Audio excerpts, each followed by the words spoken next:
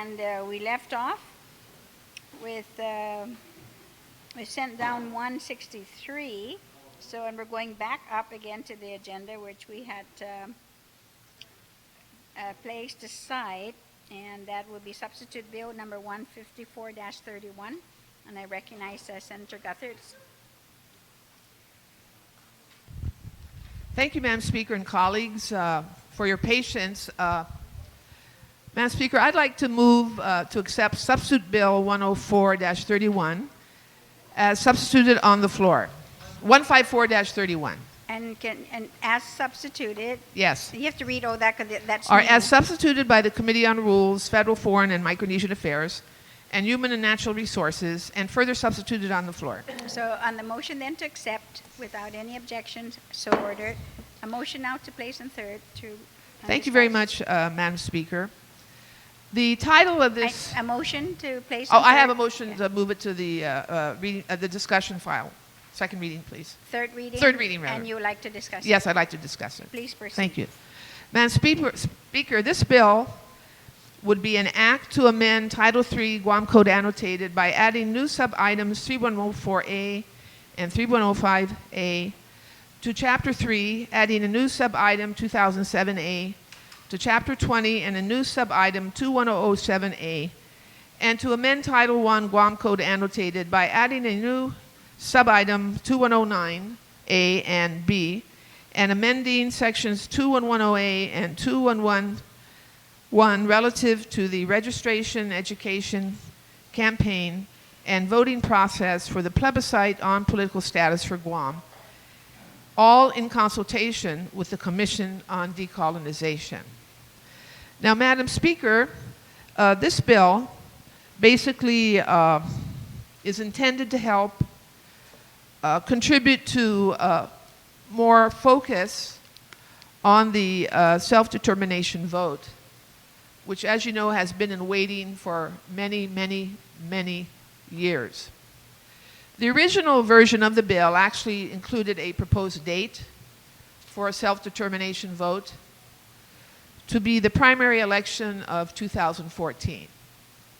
However, upon consultation with colleagues, there was strong recommendation that we do not specify a specific date, but in fact, to put some responsibility on the Commission on Decolonization to develop proposed procedures to be able to move the self-determination vote forward.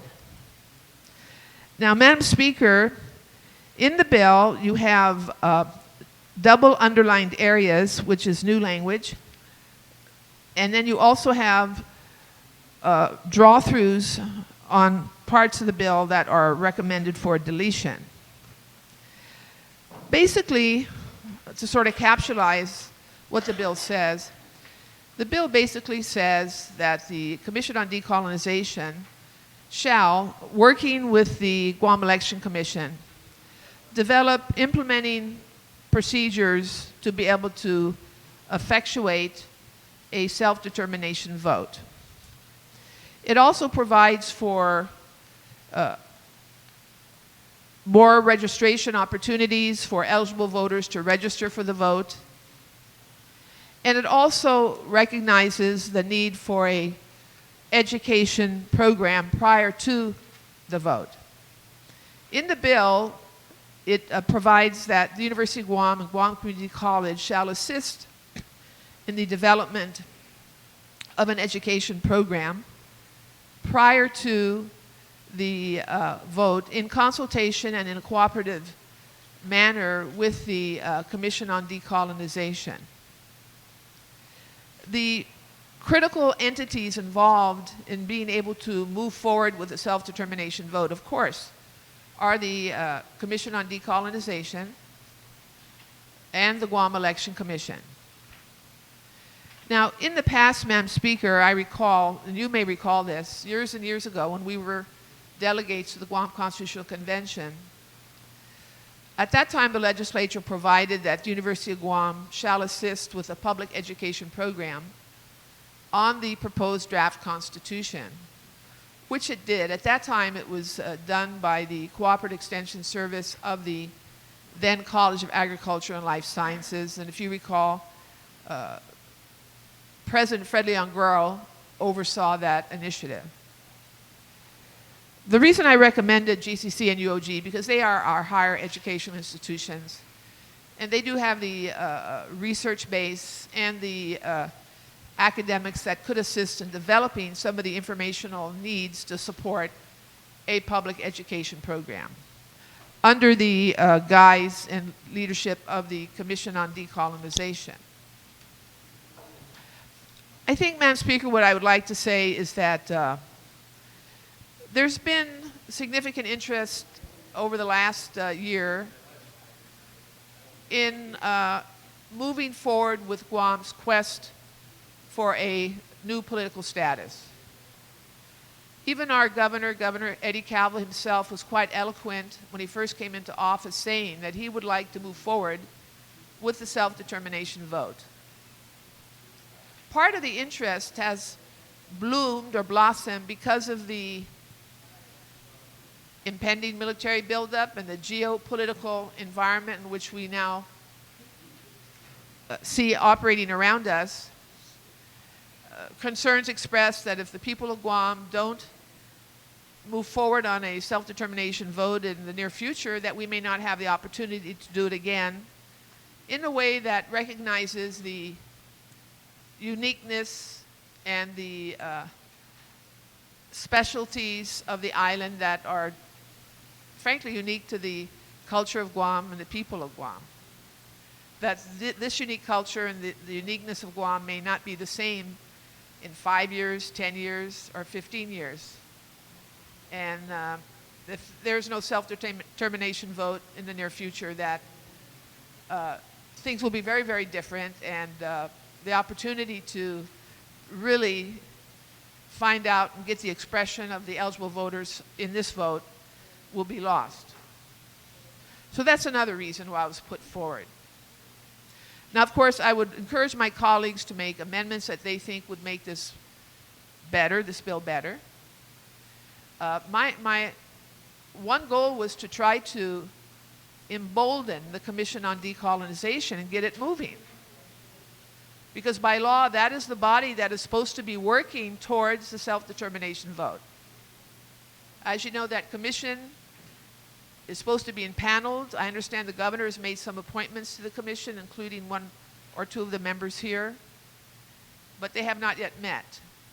And I think by the legislature speaking up and say, we are providing a vehicle to help jumpstart this effort in a more formal way, that it will get the attention that's needed from Adelup and from other sectors of the Guam community.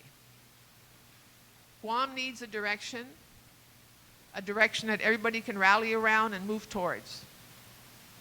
I believe that direction will come once the eligible voters determine the political status they wish to pursue.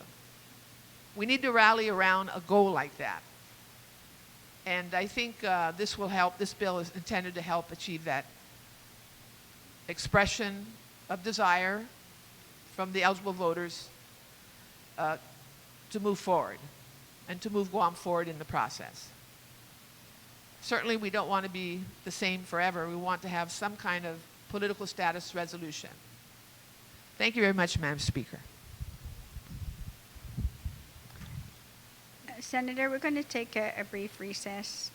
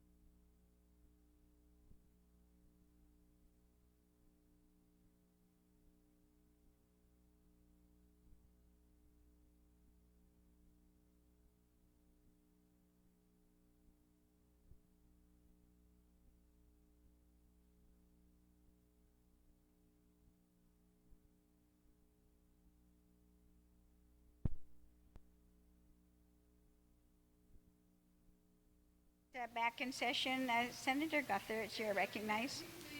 This down till later. We'll make the adjustments. Thank you. Okay, so we're going to suspend then discussion, Till and later. then when you're ready, we'll come right back to you again. Thank you very much, Senator. The next bill then for discussion will be Bill number 172-31. I recognize the author, Senator Blas. Thank you and good afternoon, Madam Speaker. Madam Speaker, I'd like to make motion to move Bill 172-31 COR to the third reading file. I'd like to have the opportunity to discuss it, please. Yes, please proceed.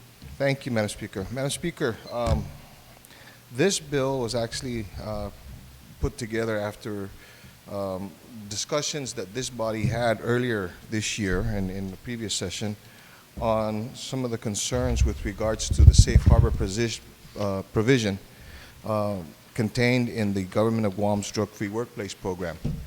I remember in that discussion there was concerns with regards to how that provision was being utilized and some of the clarity that was necessary for its utilization.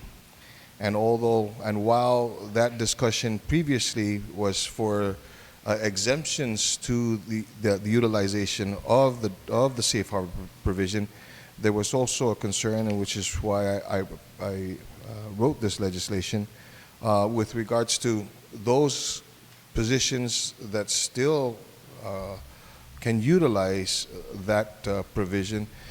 I just wanted to make sure that that was not being, it wasn't, there was some clarity as to how it was going to be used and when it cannot be used. And what this provides is a restriction on the utilization of that safe harbor provision that states that an individual or an employee cannot use that safe harbor provision. It cannot say they are under the safe harbor provision if that employee is the subject of an investigation involving drug use, or is the subject of an investigation that could result in an adverse action, or is required to submit to a drug test for immediate employment or possible promotion, or was involved in an incident that may require or warrant a drug test, or has been found to be in violation of a rule or regulation of the Government of Guam, or has been arrested for a drug-related offense. You know, Madam Speaker, the safe harbor provision of the Drug-Free Workplace Program is set so that an individual, an employee of the government, if they recognize that they have an issue with the utilization of or abusing a controlled substance, an illegal substance, or in some cases, the abusing alcohol, that before they get themselves into trouble and they see the need for themselves to get cleaned up, that they can invoke and utilize that safe harbor provision and utilize the services provided in that provision to be able to get some of the necessary help. What this legislation will do was provide those restrictions. If an employee finds himself that because of his or her addiction or because of his or her abuse of a controlled substance and is in the process of getting, for lack of a better term, in trouble in their workplace, they can't use this provision to safeguard them from the actions necessary to correct that situation. So with that, Madam Speaker, I ask my colleagues for their support in this legislation, and I look forward to any discussion that we may have to hopefully, if need be, improve this legislation before it is moved to the third reading. Thank you very much, Madam Speaker. On the motion, Vice Speaker, you recognize. Madam Speaker, while I'm not in any way condoning or encouraging any alcohol or drug abuse, I'm just a little concerned with the first five. I mean, I can understand five. I mean, you sailed out of the harbor. But the first five, I think you might still be on the shore and should be able to take some kind of refuge. I'm a little concerned that I'm wondering who is left to be protected by the Safe Harbor Act. it seems to me that everybody's standing along the shore has been taken in by the tsunami. I mean, and there's nobody left. I mean, I would support 6, but the first 5, I really would like us to stop and think about whether or not that's still early enough for people to be able to get some assistance. And it's not clear to me whether it's an investigation that's within the department or whether or not it's already gone to GPD, or does that make a difference? I mean, because some supervisors may think that something is happening and instruct someone to start an investigation, and this is at some innocuous agency that's not public safety. I mean, I can understand what was done earlier, but these, I'm not sure if we've taken all the safe harbor and nobody's protected anymore. I just raised that question Would you because like I'm a a little recess? concerned. Okay, we're going to take a brief recess.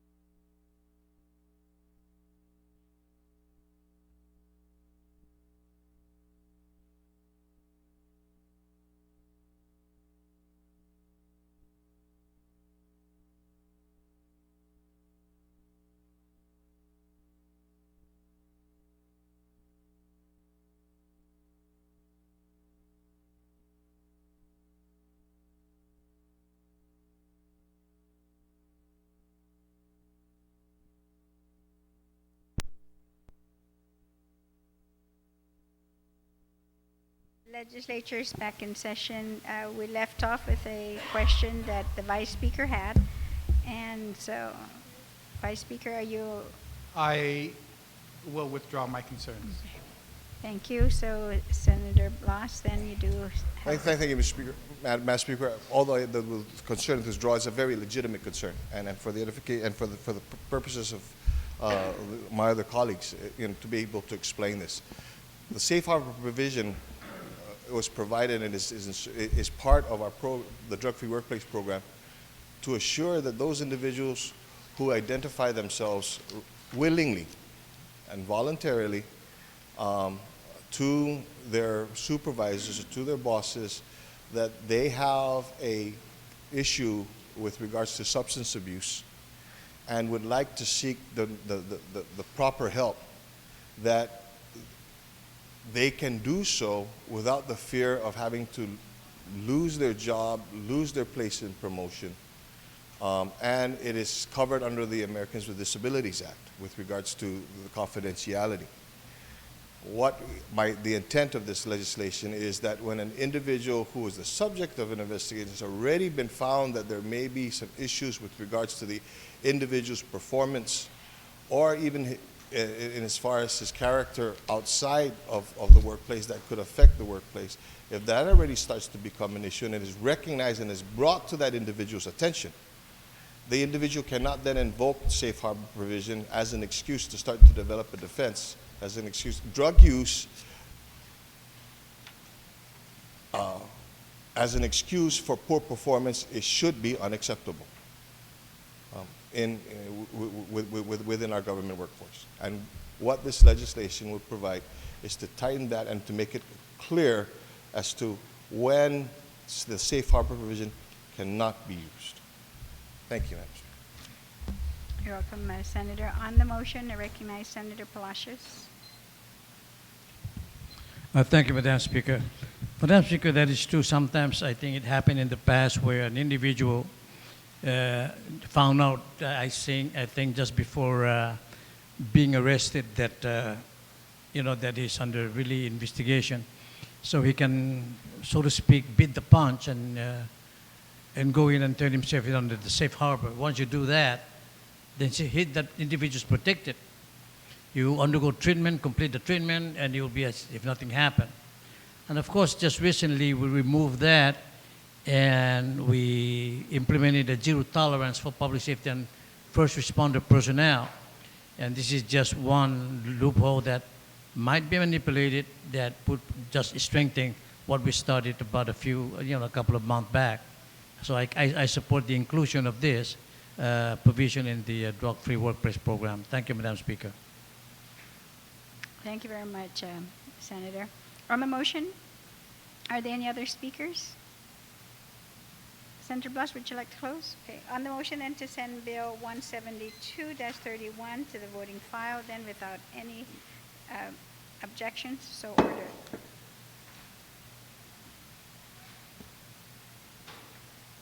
We're on substitute bill number 173, and I recognize the author, Vice Speaker Cruz. Thank you very much, Madam Speaker. For recognizing me, I'd like to motion that Bill 173 be placed in third reading file, and I'd ask for an opportunity to explain the bill. You may proceed. Thank you very much, Madam Speaker. Madam Speaker, as many of you know, I spent 10 years on the juvenile and family court bench, and I thought I understood the problem that we were having in this community as it relates to sexual abuse. I mean, not understood, but I thought I knew how grave the situation was. But earlier this year, when we worked on a couple of pieces of legislation as it relates to sexual abuse, I was shocked at the statistics that I was getting from Healing Hearts. They reported that in the last calendar year, they had 119 referrals, either self-referral or brought in. But they had 119. Of the 119, 100 of them were under the age of 18. I was appalled. I know I'd been retired for a while, but I didn't realize I'd been out that long that I didn't realize how bad the problem had gotten in the interim since I left juvenile court 15 years ago. But the other thing that happened during the discussion of 31-6 and 7 was that a number of people emailed me from the States who had grown up on Guam, some young women, who by email were very open about the fact that they had been sexually abused. And one young woman was very insistent that I copy the Illinois statute on Irwin's Law, which put together a consortium or a task force within the state to try to come up with a way to address this problem. And I could not agree with her more that something had to be done to address this issue in a preventative fashion. We cannot have Healing Hearts continue to come to us and say, in the calendar year 2011, that it was even higher. And it becomes even more frightening when one realizes that the statisticians say that the number of reported cases is only the tip of the iceberg. Some of them say it's only 10%. If one believes that statistic, Madam Speaker, I can't even fathom the thought that every year that over 900 of our young children on this island are being sexually abused. I mean, I can't even handle that it's 100. So what Irwin's Law was meant to do was for a state or a government to impanel a task force to review things within the community, to do several things, and it's set forth on page 2 and 3 at the bottom that the task force shall make recommendations by gathering information concerning sexual abuse throughout Guam, receive reports, testimony from individuals, government agencies, and NPOs and private organizations, and create local policy that would prevent sexual abuse, including possible curriculum to assist young people and young parents address this issue. And that's at the bottom of the page in policies addressing sexual abuse. The way that the composition of this group would be a representative from the court appointed by the Chief Justice, the director of the Department of Public Health and Social Services or his or her designee, the director of mental health and substance abuse or his or her designee, the attorney general or designee, superintendent of the Department of Education, the chief of police, the director of VARO, the executive director of Catholic Social Services or designee, the director of Sanctuary or designee, the chairperson of the Association of Individual Marriage and Family Therapists, the president of the university for the purposes of the educational curriculum up at the university and also their social work and psychology departments up there, a representative from the Youth Congress, and a representative from the Coalition Against Sexual Abuse and Family Violence. This bill itself does not make any specific recommendations, but we're hoping that by the impaneling of this task force, that this task force will come forth with some recommendations on how we as a community can address this. The only thing I can call it is an epidemic with the numbers that we're seeing. And I'm really hoping that my colleagues will support the creation of this task force to address this very grave problem that by statistics that are reported, 100 of 119 young people in the last calendar year were victims of sexual abuse, and that number could be in multiples of 2, 3, or up to 9 times as great as that reported statistic. And I want to thank you, Madam Speaker, for allowing me to present this. I want to thank the members who came to the hearing And I'm hoping for the support of the body in the passage of this legislation. Thank you very much, Madam Speaker. You're welcome, Mr. Vice Speaker. On the motion, is anyone? No one? So on the motion, you want me to send it down then? So on the motion then to send Bill 173 to the voting file without any objections, so ordered.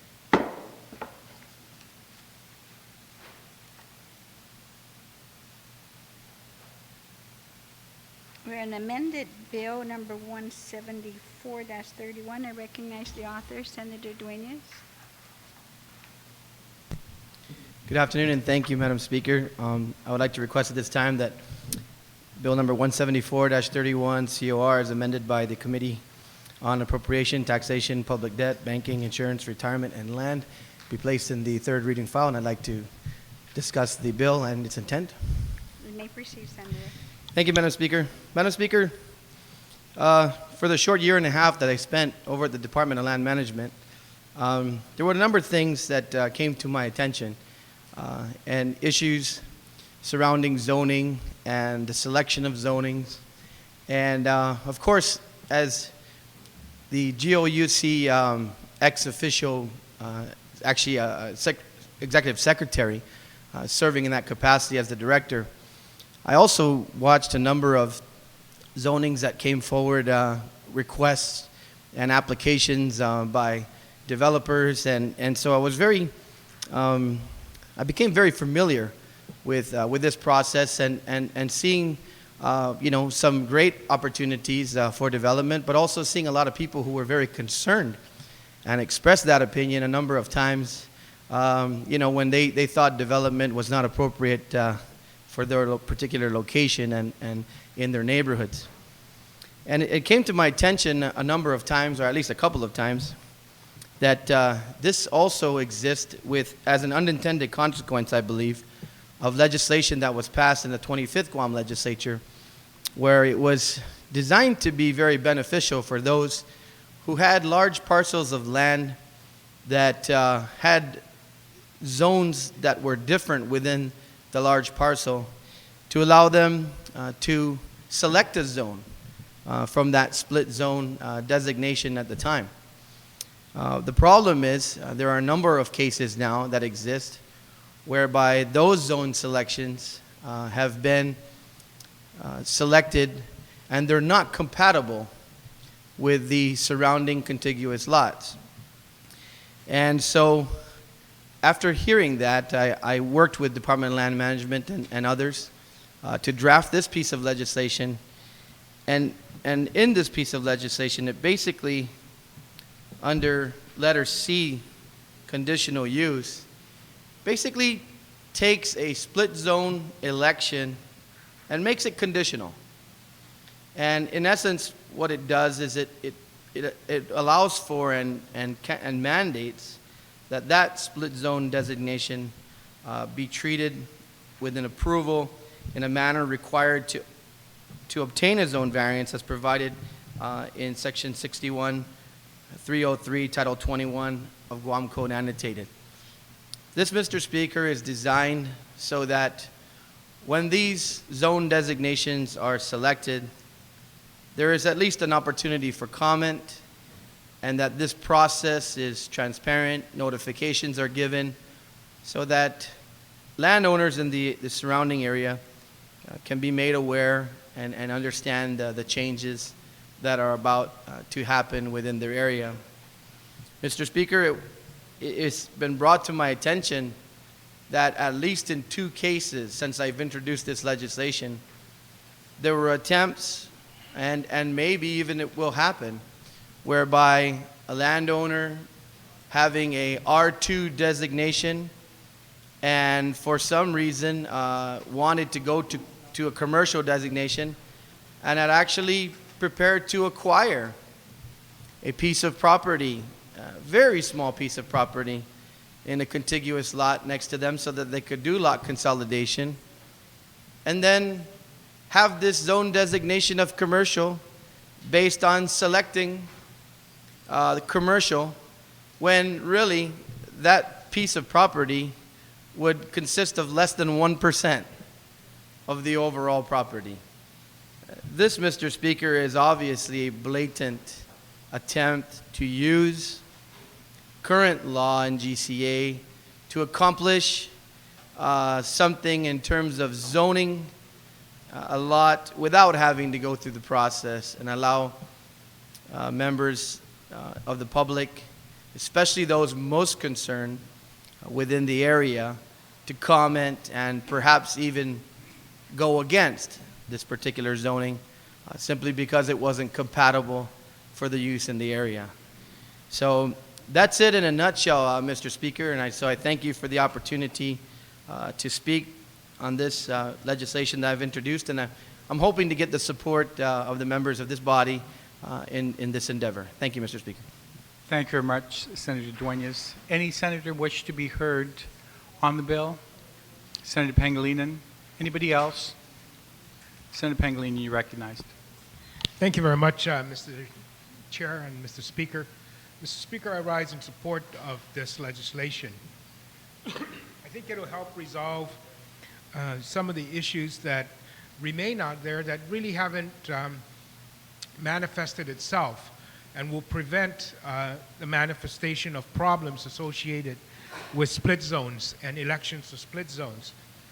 This was in response to a specific situation that has manifested itself in a dispute between neighbors with regards to how one neighbor was able to leverage a small piece of property contiguous to another piece of property, and in the integration of those properties, consolidation, leverage one activity that was more intense than the others to the detriment of the neighbors in the area. And so that was the original legislation, and the committee during the public hearing received comments from Department of Public Department of Land Management and other interested members of the public about other situations that exist out there that perhaps we could also resolve. And so those were a couple of the amendments that were made to prevent then the manifestation of problems when those issues percolate to the top at this time, when individuals want to use their property or else buy property that are split zones. So what it does is it doesn't allow a split zone to influence another property that is contiguous to it that is not part of the original lot, which was split zone. So in other words, right now what can happen is you have a small piece of property, let's say 1,000 square meters, that's split zone, half is M1, half is commercial. And then you go and you buy the next lot over that is 10,000 square meters, that is A zone. In today's situation, you could actually then decide to consolidate the lot where you had a half 500 square meters of property that was M1, 500C, and 10,000 A. By consolidating the lot, you can now have a 10,000 or 11,000 square meter M1 zone, even though that 10,000 square meter that you bought was not originally part of that split zone lot of 1,000 square meters. So when we looked at that, we said, you shouldn't be able to do that. You need to be able to go to the TLUC and get that rezone because it was not part of the original split zone lot, and you can't, kind of bootstrap yourself by buying property contiguous to yours that is of a different zone, and then bootstrap it into a more intense zone for the smaller property that you own. So we looked at that, we saw that that was a problem, and we put an amendment in here that would resolve that matter and prevent that from happening.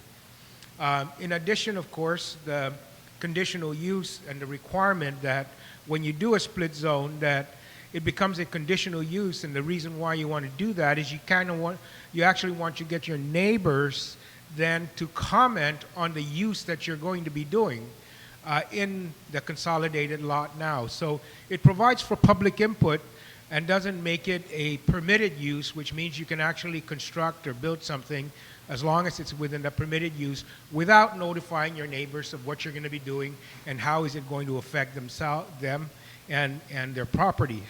So that conditional use issue also is resolved, I think, by this legislation that was introduced by the good Senator Dueñas.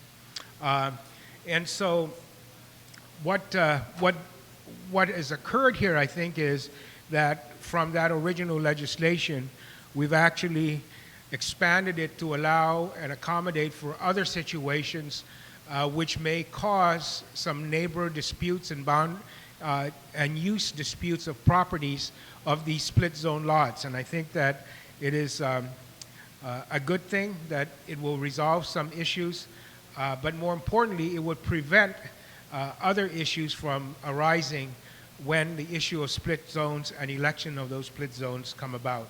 And so I thank the good senator for the introduction and allowing the committee to put those concerns that were raised and brought to the attention of the committee that are in congruence with the original piece of legislation. And so I thank my colleagues for their consideration and look forward to the support for this legislation as I will be supporting it. Thank you. Any other senator wish to be heard on Bill 174? Seeing no one, does the sponsor wish to close? Yes, I do, Mr. Speaker. And as you mentioned earlier with the piece of legislation that you introduced, you were quite impressed by the passion expressed by the members of the body. I must say I'm equally impressed and knew that the good speaker from Barrigada would have a more detailed and eloquent explanation of this piece of legislation, as I consider him an expert on land. So I thank him for his support, and I also thank the body for hearing this, and I hope for the favorable consideration and vote in the affirmative when that time comes. Thank you, Mr. Speaker. On the motion to place Bill 174 in the voting file, any objections? Seeing none, hearing none. Madam Speaker, you're recognized on Bill 176. Thank you very much, Mr. Speaker. I'd like to make a motion to place Bill 176-31 LS introduced, or rather as substituted by the Committee on Education and Public Libraries on the third reading file, and I would like to just explain what is actually taking place here. Any objection to the motion? Hearing none, so ordered. Thank you very much again, Mr. Speaker. The reason that the Guam Community College has asked me to introduce this legislation is to make the changes to the Guam Community College Act of 1977 because of a language that was that had reauthorized rather by Carl D. Perkins Vocational and Technical Act of 2006, that the phrase throughout then their mission is that the career and technical education, as known as CTE, was substituted for vocational education throughout the document. So wherever you see then vocational education, you now see the phrase instead and be replaced by career and technical education. Even earlier than the 2006 and 1998, the American Vocational Association became the Association for Career and Technical Education, ACTE, and members encourage organizations and agencies to remove vocational education from documents and legislation and replace it with career and technical education. And similarly, in fall of 2000, the Journal of Vocational and Technical Education changed its name to the Journal of Career and Technical Education. GCC is now currently working to make this change in its internal documents, but we're trying to do this now also through legislation. The proposed changes, of course, will correspond, like I said earlier, with nationally and how they've encouraged and recognized the adoption of this new phrase throughout the legislation. In addition, and if I may walk, of course, you through this, because it's not just the changing of the phrase itself, but even on page 2, as to bring it up to date when it talks about the advisory committee, that the board shall establish rather than a craft committee, but an advisory committee. So that is updated. And then if you go further again, in page 4, it talks about the custody of federal funds, that it's no longer the Treasurer of Guam, but rather the community college is designated as the custodian of all of its funds, with the exception of funds that's awarded to the Guam Community College, which is they receive via a sub-grant within Title V from the Department of Education. And on page 5, you notice the deletion where it says that the board was authorized to accept gifts, donations, endowments, and all that, but that now, instead of doing that, the Board of Trustees on B, line 15, is authorized now to establish a public not-for-profit corporation that will be separate and apart from the Government of Guam and Guam Community College for the purpose of being able to accept private gifts, donations, endowments, and so on. On page 6, the Guam Community College here, then, they do receive non-appropriated funds, but it actually then now would authorize them to use these revenues, which is to include, because it is a non-appropriated fund, tuition payments and fees then, that they would be authorized to use those revenues.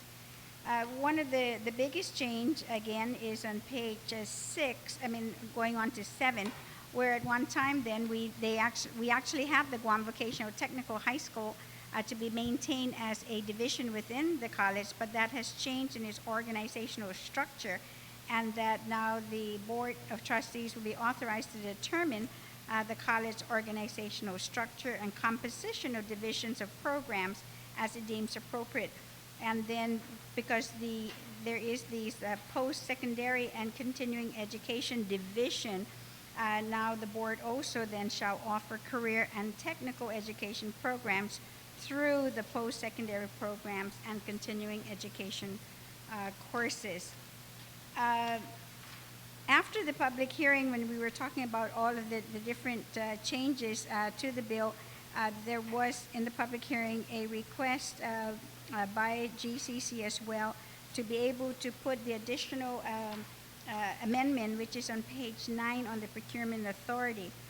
This legislation specifically authorizes its procurement authority for services, supplies, construction contracts pursuant to the Guam Code annotated. This legislation would also authorize the college to enter into a renewable lease agreement with the Guam Power Authority in order to develop educational opportunities to train workers for the emerging technologies related to sustainable and renewable energy.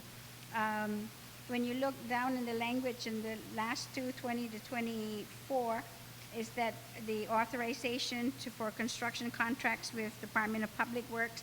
There was a letter that was sent by the former Director of Public Works on October 20, 2010, basically saying that pursuant to your request, the DPW hereby acknowledges that GCC is granted the delegation to procure construction services and administer construction contracts.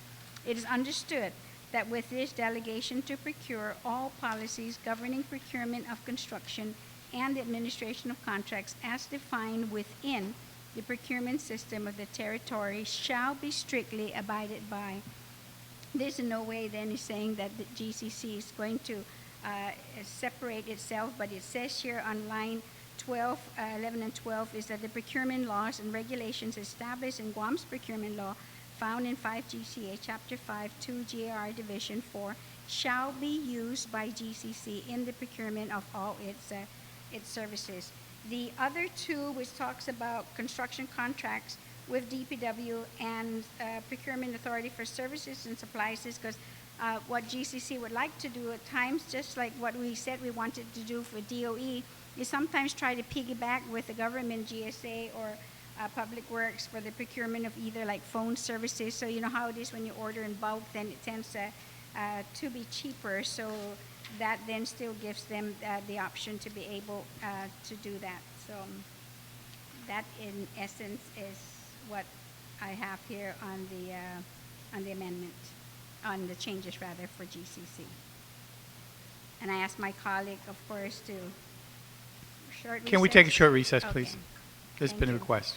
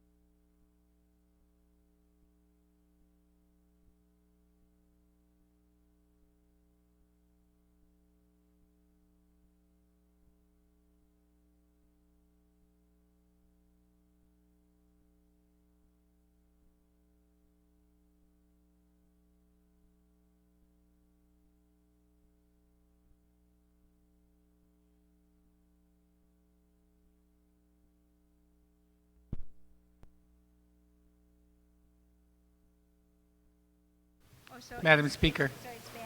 Go to Ben then first. Mr. Speaker. Thank you very much, Mr. Chair. Mr. Chair, I'll just like, I would propose an amendment on page 10, just a new maybe a section E then, would just add that the lease shall be subject to legislative approval. Thank you. Does everybody understand the amendment in E, that the lease shall be subject to the legislative approval? Anybody wish to be heard on that? We'll have Senator Bloss first, please.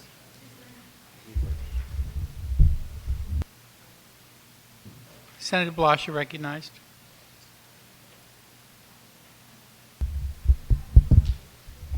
Thank you, Mr. Speaker, and I appreciate and I recognize the concern and the reason for the amendment.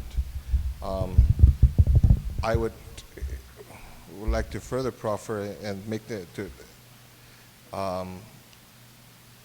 in the amendment is, and I have to admit too as well, when we're going to give them, it appears we're giving them carte blanche in one case, because we're granting a number of different authorities, and I appreciate and I understand the concern with regards to subject to the legislative approval, but I think that also we have to be cognizant that there's a AAA process. You know, and so can you just give me 30 seconds to be able to confer? All right, we'll take a short recess. I have on Senator Bloss, Senator Wanpat, and Senator Mabini. Did you want to speak on this amendment or on the bill itself?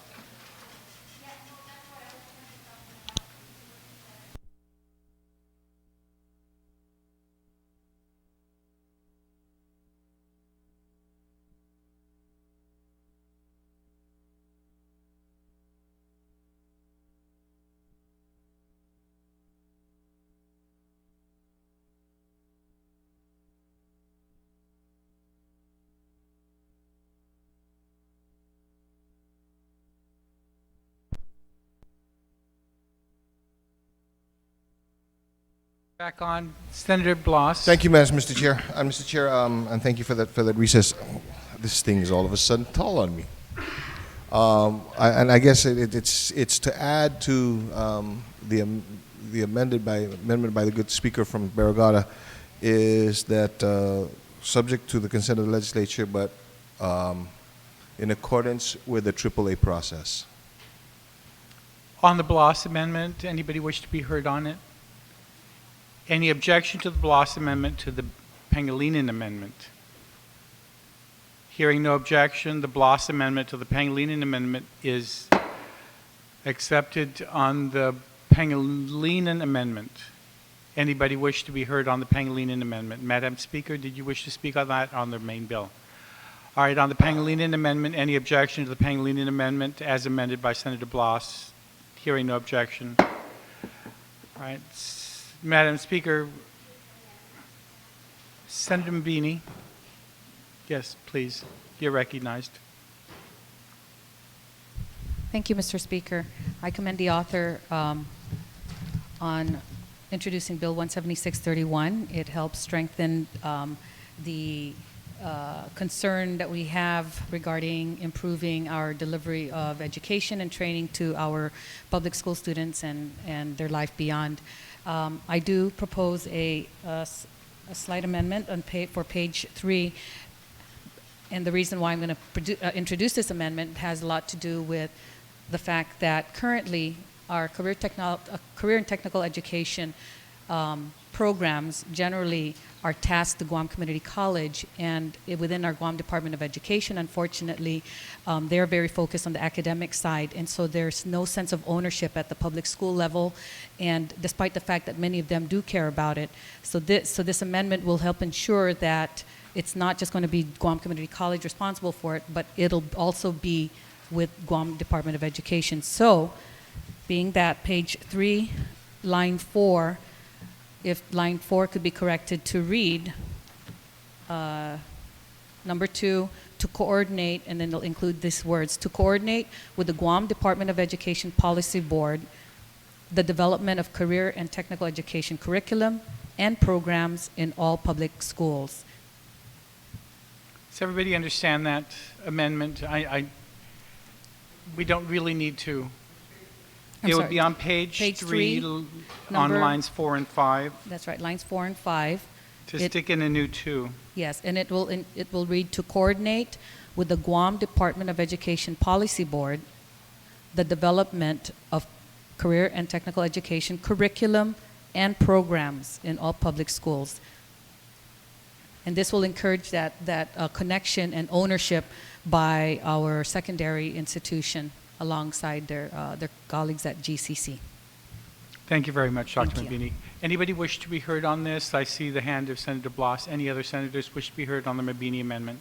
Senator Blas, you recognize. And I think that as a result of the Mabini amendment, it actually, the question is actually more towards not the addition provided by the Mabini amendment, but it's basically clarification, all public schools.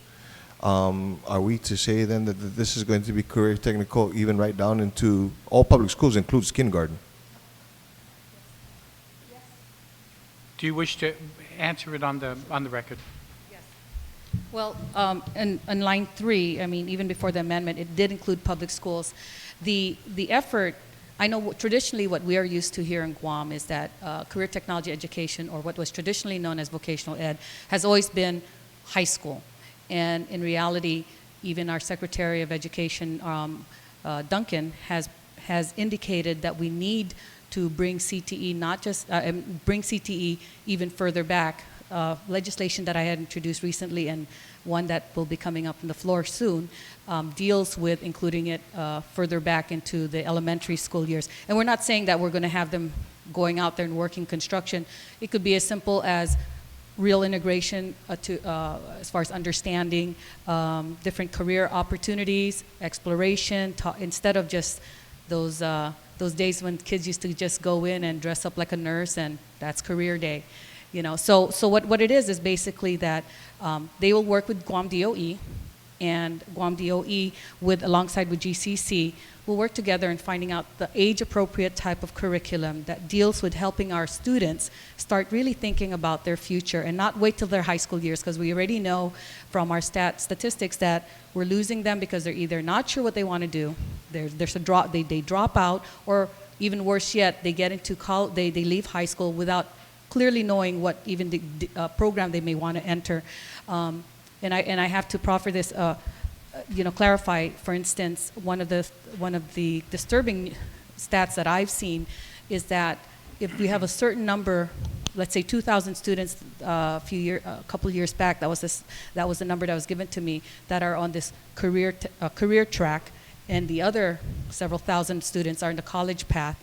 Why is it then that our students are graduating from high school and going into registering for college, and they are not able to pass their basic math and English courses, and ergo the high remedial rates? So going back, the reason why we're saying all public schools is we're not just restricting it to public high schools, we're including it at all different levels.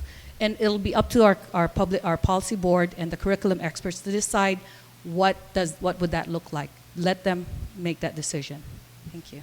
Thank you very much, Senator Mabini, for your response. Does that clear it up, And Senator Blas? I thank you, Mr. Chair, and that's really clear. I mean, because first off, I'm really excited with regards to this thing, and my excitement is basically then it would bring us and force us to have a whole other discussion with regards to this thing about this whole idea about social promotion.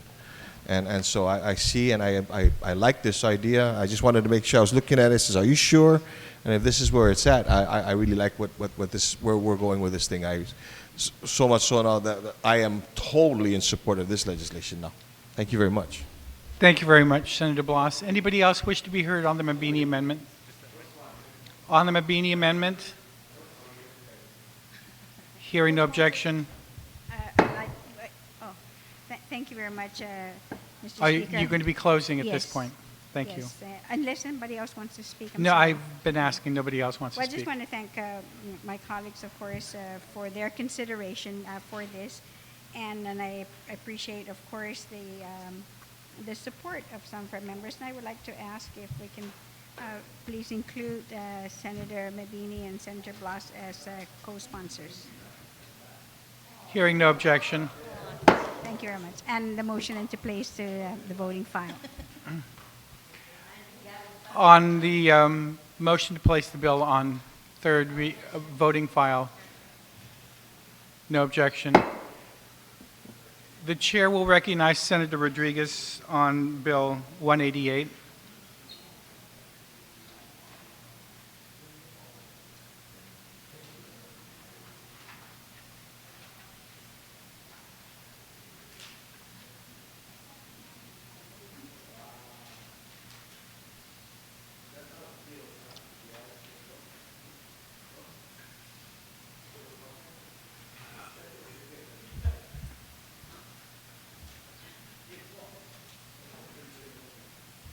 Thank you, Mr. Speaker. Mr. Speaker, Bill 188 is an act relative to restricting smoking in a motor vehicle when a child is present. Mr. Speaker, we all are aware of the fact that smoking in an enclosed space. On the I'm motion sorry, to place can I it move on third. Yes, move it to third reading. No objection. Okay, thank you. Mr. Speaker, we're all aware that the fact that smoking in an enclosed space has been clearly determined to be extremely hazardous to others present, and that there is no known safe level of exposure to secondhand smoke. Furthermore, the smaller the space, the higher the level and concentration of toxins per cubic foot of air. When someone smokes in a small enclosed space of a car, people are exposed to toxic air at levels many times higher than what the US EPA considers to be the threshold limit value, TLV, for hazardous air quality. Even when a window is open, you see some cars sometimes that have kids in there, and the father or the adult who's driving or is present is smoking with the small crack of the window open. Mr. Speaker, the latent gases and particulate components of tobacco smoke absorb into the upholstery and other surfaces inside a car, and then will off-gas back into the air over the course of many days. Mr. Speaker, what Bill 188 seeks to do is address the fact that minors often have no say as to the circumstances by which they are being exposed to secondhand smoke. Banning smoking in cars while children are present will serve as a preemptive measure to keep Guam's young people healthy. Mr. Speaker, we have a responsibility to ensure that safety of Guam's children by setting regulatory standards which protect them from circumstances wherein they are being exposed to airborne toxins found in secondhand smoke. This is especially critical for younger children who are still growing and extremely vulnerable and defenseless to toxins that destructively affect that affect them, Mr. Speaker. Mr. Speaker, we've heard people say that this is an intrusion in their own privacy. I don't see this as an intrusion into their private life and conduct of raising children any more so than we see a society that have enacted numerous other laws relative to the protection from children from abusive situations. And Mr. Speaker, I got to say, for you yourself, you've been an advocate of young children, making sure that we enact laws that protect them. And this bill, Mr. Speaker, is no different from that.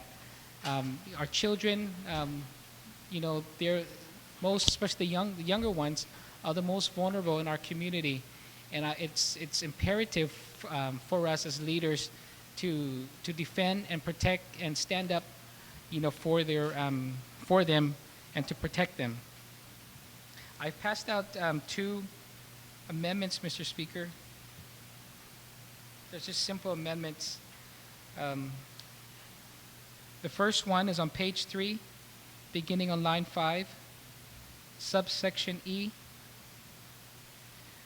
We just added that, I'll read it, subsection E is a person who is in violation of subsection A of this subsection 90.114 shall, upon conviction thereof, be subject to a maximum fine of $500, and we're adding for a third offense.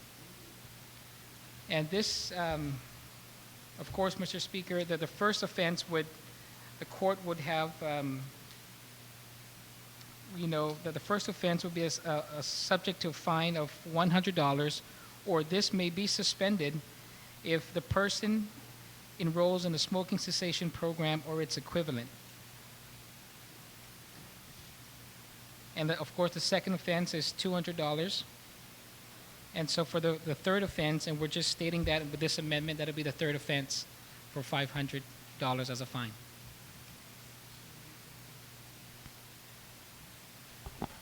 On the Rodriguez amendment, on the third offense fine, anybody wish to be heard? Any senators wish to be heard on this amendment? Senator Palacios.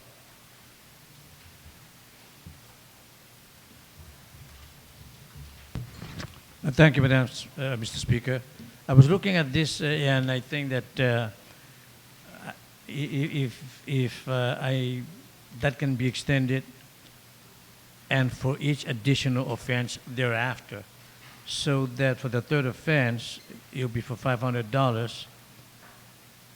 You know, you insert a third offense, which the senator had done, and then continue, comma, and for each additional offense thereafter, so that any offense after the third offense is actually owed $500 from their own.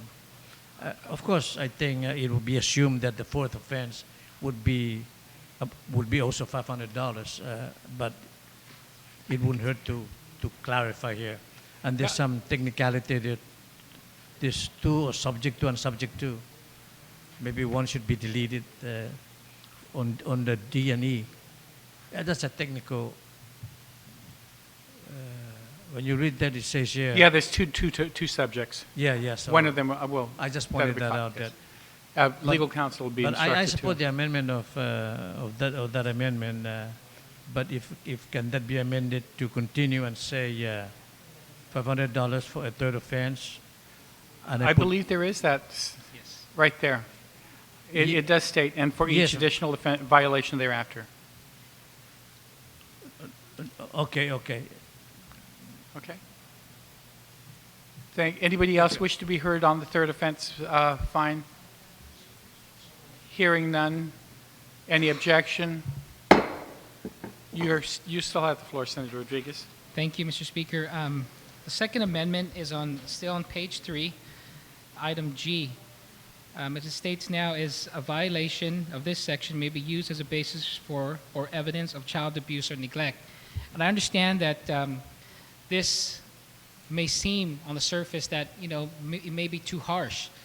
And so what I'd like to do is amend it to read 3 or more violations of this section may be used as a basis for or evidence of child abuse or neglect. And so, the first time around, the second time around, the parent or the adult still has that leeway. But I think after the third offense, then this clearly is child abuse and neglect of making sure and protecting that life of that child, Mr. Speaker. Thank you very much, Senator Rodriguez. On the second Rodriguez amendment, any senator wish to be heard?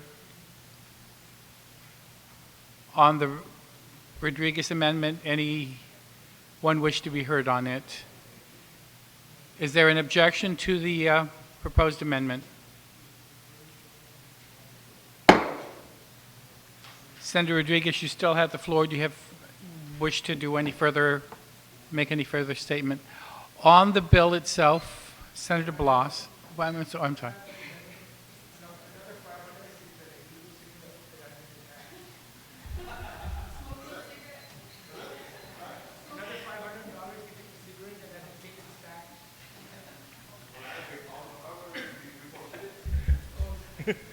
Thank Senator you, Mr. Blas. Chair. And Mr. Chair, I thank the author for bringing this issue to the floor. And Mr. Chair, trust me, I don't want to seem like I'm nitpicking, but when we talk about not wanting and prohibiting, the utilization of tobacco smoking in a vehicle, whether it is moving or not, in the presence of a child that is 17 years of age or younger. My issue here is in the younger part. If it is our true intent to want to protect those that are innocent and those that cannot defend for themselves and those that are there are in that vehicle because in a lot of cases they have no choice but to be in there, because they're there, is what of an unborn child? What if an individual female pregnant has clearly of child with child in that same vehicle? If the intent of this legislation, and I have no problems, and I agree with this, and I'll may state for the record, Mr. Chair, I am a smoker, okay, and I find very difficult a lot, and you know that to smoke in the presence of in closed areas with children. But I also find at the same token, if we're going to protect them, we have to also look at the presence of an unborn child. And so I open that up, and I want to provide that the possibility that there is that possibility of an amendment on this thing. But I want to hear the discussion first on the floor with regards to if this is truly the intent, then we should protect all those individuals' innocent lives.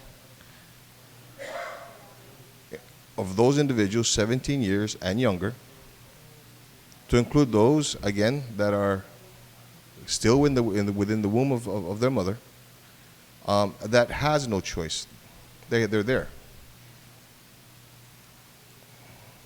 So I think that's a discussion that has to be had.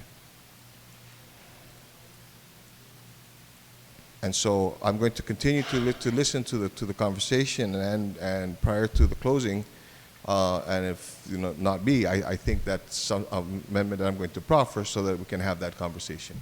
Thank you, Mr. Chair. Are you making the amendment? I'm going to listen a little bit more to the discussion, sir. Okay, and all right, fine. Senator Silva-Tyron. Thank you, Mr. Speaker. You know, I have to be honest, when I first saw this bill, I didn't like it. I thought, here we go again, telling people what to do, and I've been hearing it again, catching a lot of flack for, some of my legislation, telling people what to do. And we're trying to legislate, again, common sense.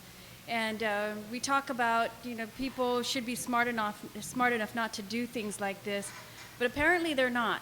And so I stand in full support of this, and I tell you why, because one day I was with my little girls, they're 8 and 10, and they were in the back seat, and I said, well, there's a bill that has been introduced, and what it does is it'll make it illegal for parents or people to smoke in the car with young children. What do you think about that? And so I got their feedback, and they're wise beyond their years, and little Mia, who's 8, says, I like that bill. It's a really good bill. So of course they say, why? Mia says, well, because they have to be in the back seat and they don't have a choice. And of course Lauren chimes in, and she's 10, and she says, and all of the poisons from the smoke they have to inhale. So I think about it, and I start to say, why are people forcing their young children to inhale these toxins and subjecting them to long-term illnesses, cancer? And we've already known that science has proven that cancer, first-hand, second-hand, third-hand smoke is the leading cause of cancer. So why are we subjecting our children to this? So I do now stand in full support of this measure, and I think it's a really good step in the right direction in protecting our children and preserving their health. So I hope that our colleagues also consider this bill and vote on it favorably. Thank you, Mr. Speaker. Thank you very much, Senator Tyron. Any other senator wish to be heard on the bill? Senator Pangilinan.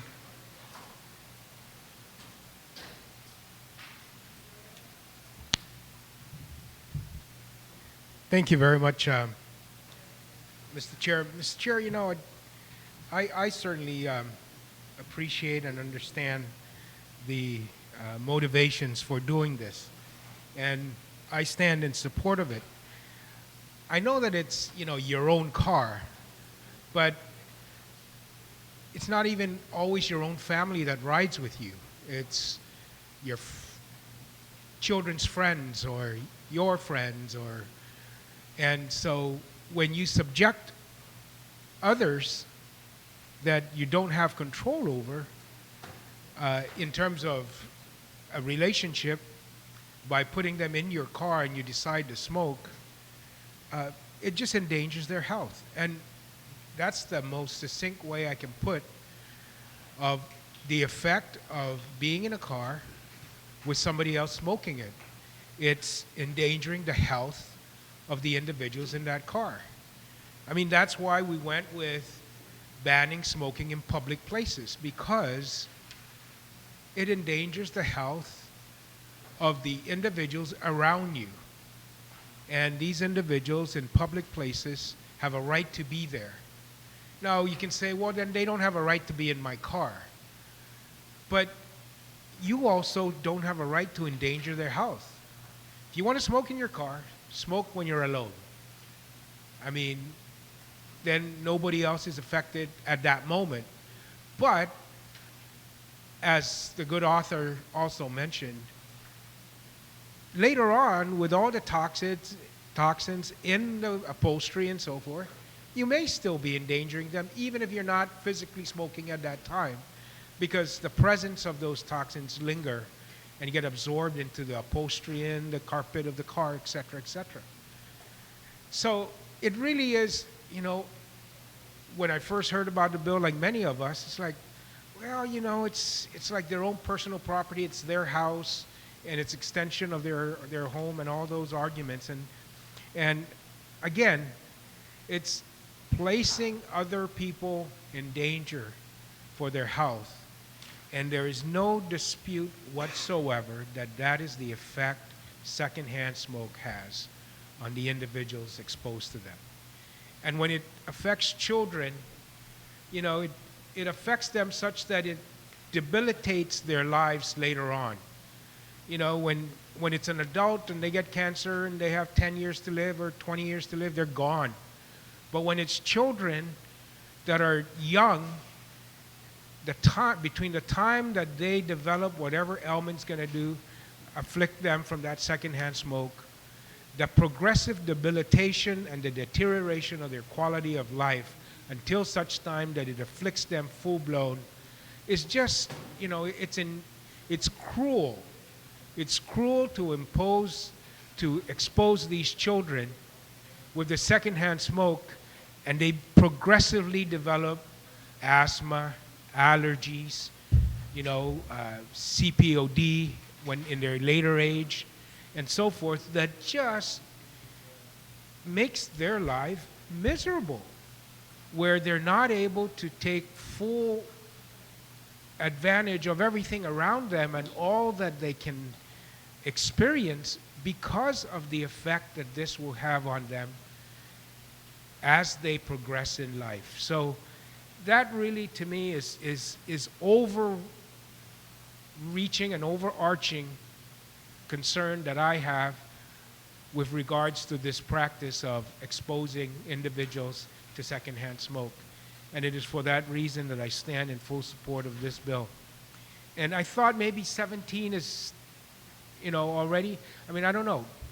When can you buy cigarettes? 21? So whatever the right age is, maybe it should be the age of consent. I don't know, but I'm going to leave it alone. I'm not going to move on that. I think, you know, it's a good beginning, and as we see and move and progress forward on this and see the effects it has on our community over the years, then maybe at some point we may reconsider it. But once again, it is the exposure of individuals to secondhand smoke by other individuals places these individuals and their health in danger. And I think that's something that this government has a right to ensure that that kind of situation doesn't exist and its citizens are not put in that kind of situation. So I support the legislation. Thank you, and Madam Speaker. You're very welcome, Senator. On the motion, Mr. Vice Speaker, would you like to speak on it? Just for clarification, I did not write my name on the list before I came down.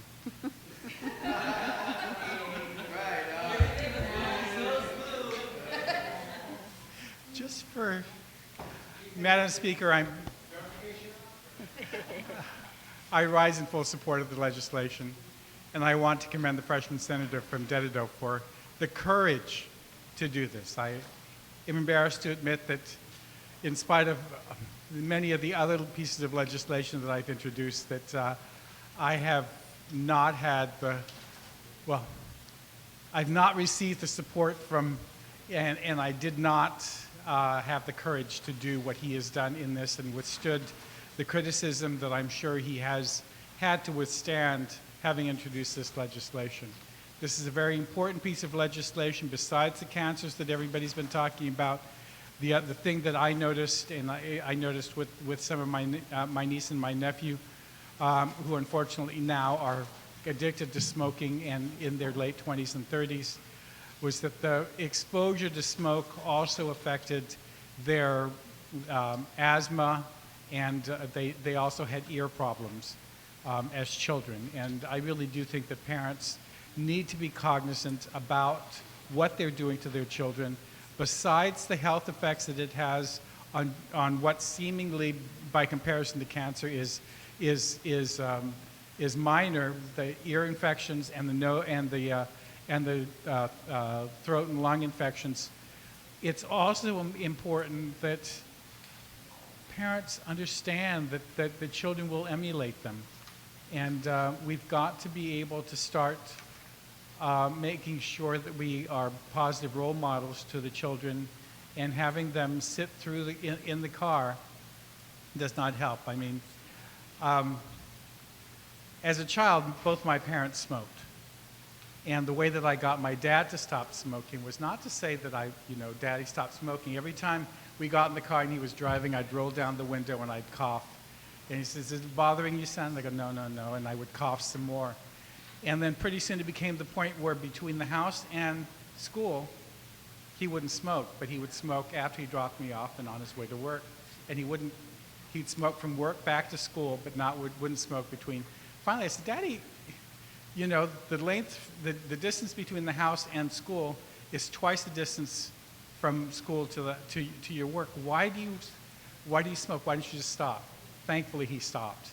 But we've got to be able to have our children understand that we recognize as adults the impact. And I really feel bad for my niece and my nephew.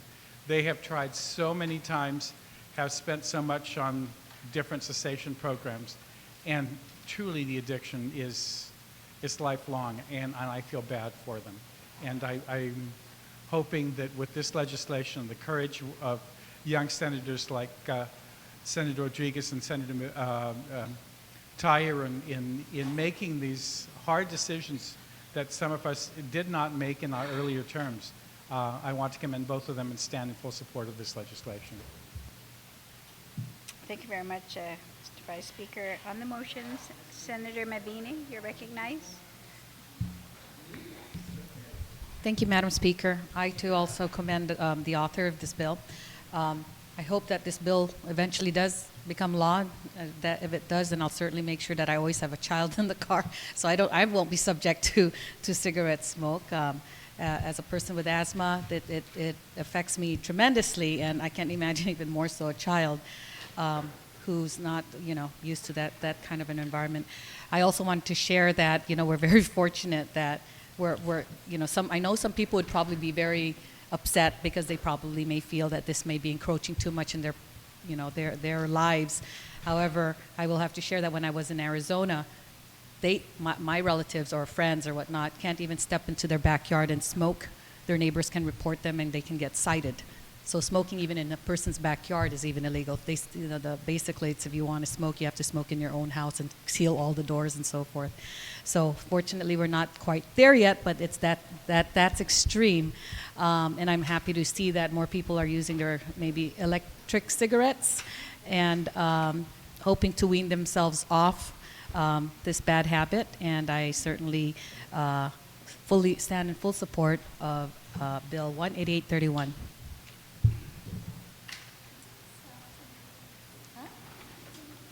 Thank you, Senator. On the motion, are there any others who would like to participate? There being none, Senator Rodriguez, would you like to close?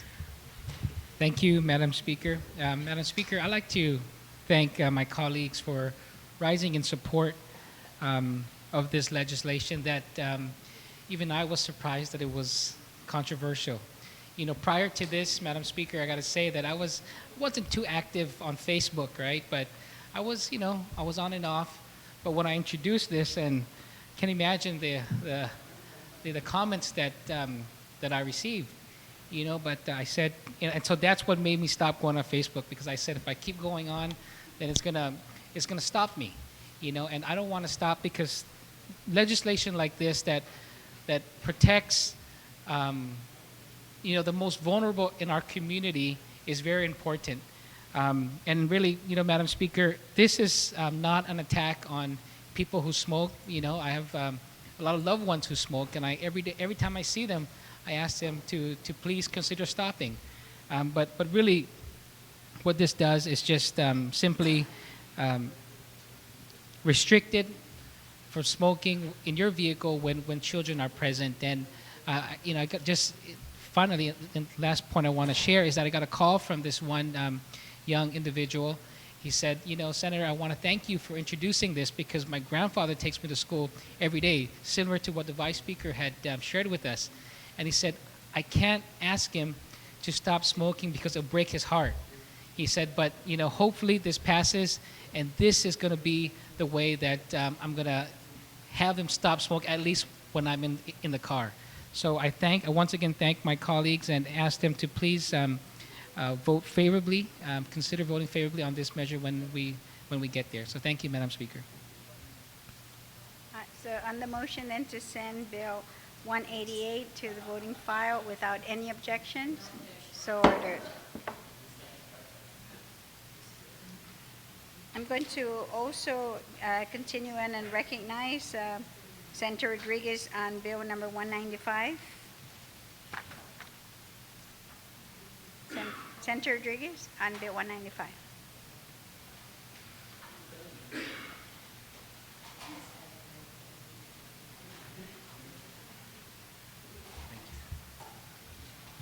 Thank you, Madam Speaker. I move to place Bill 195-31 on the third reading file and be as amended by the Committee on Public Safety, Law Enforcement, and Judiciary, and be allowed to speak on it. Yes, you may proceed. Thank you, Madam Speaker. Bill 195 is an act relative to creating a central database containing information about repeat offenders who have committed multiple offenses involving family violence, by adding a new subsection 30.200, Chapter 30, to Title 9 Guam Code Annotated, to be known as the Family Violence Registry Act. Bill 195, as amended, would establish a registry database for persons convicted of multiple offenses of family, domestic, and dating violence. The bill seeks to expose and discourage the crime of family violence, which is a serious problem on Guam. Family violence or dating violence must be seen for the terrible crime it is, Madam Speaker, and not hidden from the unsuspecting view of others who may be exposed to such perpetrators. As is the case of the Sex Offender Registry, having this information readily available in a central public database system will promote a greater sense of security and protection to the community by providing the necessary information and foreknowledge. Madam Speaker, I hope to reduce the number of occurrences and more readily identify potential repeat offenders. I find it totally unacceptable that there are over 1,000 instances of family violence reported on Guam every year, with hundreds of these cases being filed by the Attorney General for prosecution. Yet, even upon conviction, the identity of these persons essentially remains unknown. Family violence can include physical, sexual, and emotional abuse, and many are perpetrated by repeat offenders. Gone are the days of looking away, denying, or hiding the tragic occurrences of these heinous offenses, Madam Speaker. This bill is premised upon the government's responsibility to help ensure the safety and well-being of the public by providing any person with the opportunity to obtain the criminal history and record for any criminal offense involving family, domestic, or dating violence, just as we do for those convicted of sexual offenses, Madam Speaker.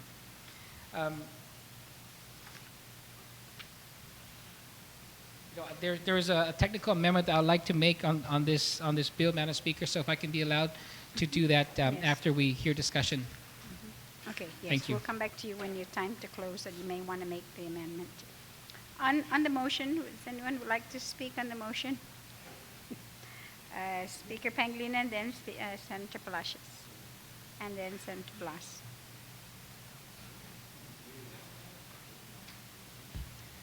Thank you very much, Madam Speaker. On this one, I'm a little bit more concerned. You know, Madam Speaker, I understand the need to do these things, but, you know, we have a system in place of justice and of punishment and of paying the time and doing the time for the crime, and then not being inhibited or prevented from trying to lead a normal life after paying for your crime. I make a very strong distinction with that philosophy when it comes to sexual abuse and sexual predators, because I'm very convinced, at least from the scientific evidence, on what you have with sexual predators, that it is just not curable. That defect in the individual may even be genetic. And I know maybe I'm overreaching on that, but from everything that I can look at and everything that I've looked and seen in over the years of dealing with issues that come before this body and reading on issues that affect crime and punishment and community, over the years have these kind of issues been raised in my years in this body, there's always seemed to be greater evidence and greater evidence that on the issue of sexual predators and sexual crimes, that the tendency for repeat is just too great, and that we do have a responsibility to society to monitor these individuals and to keep them away and have the public know who they are and where they live. I'm not sure that that extends to domestic violence.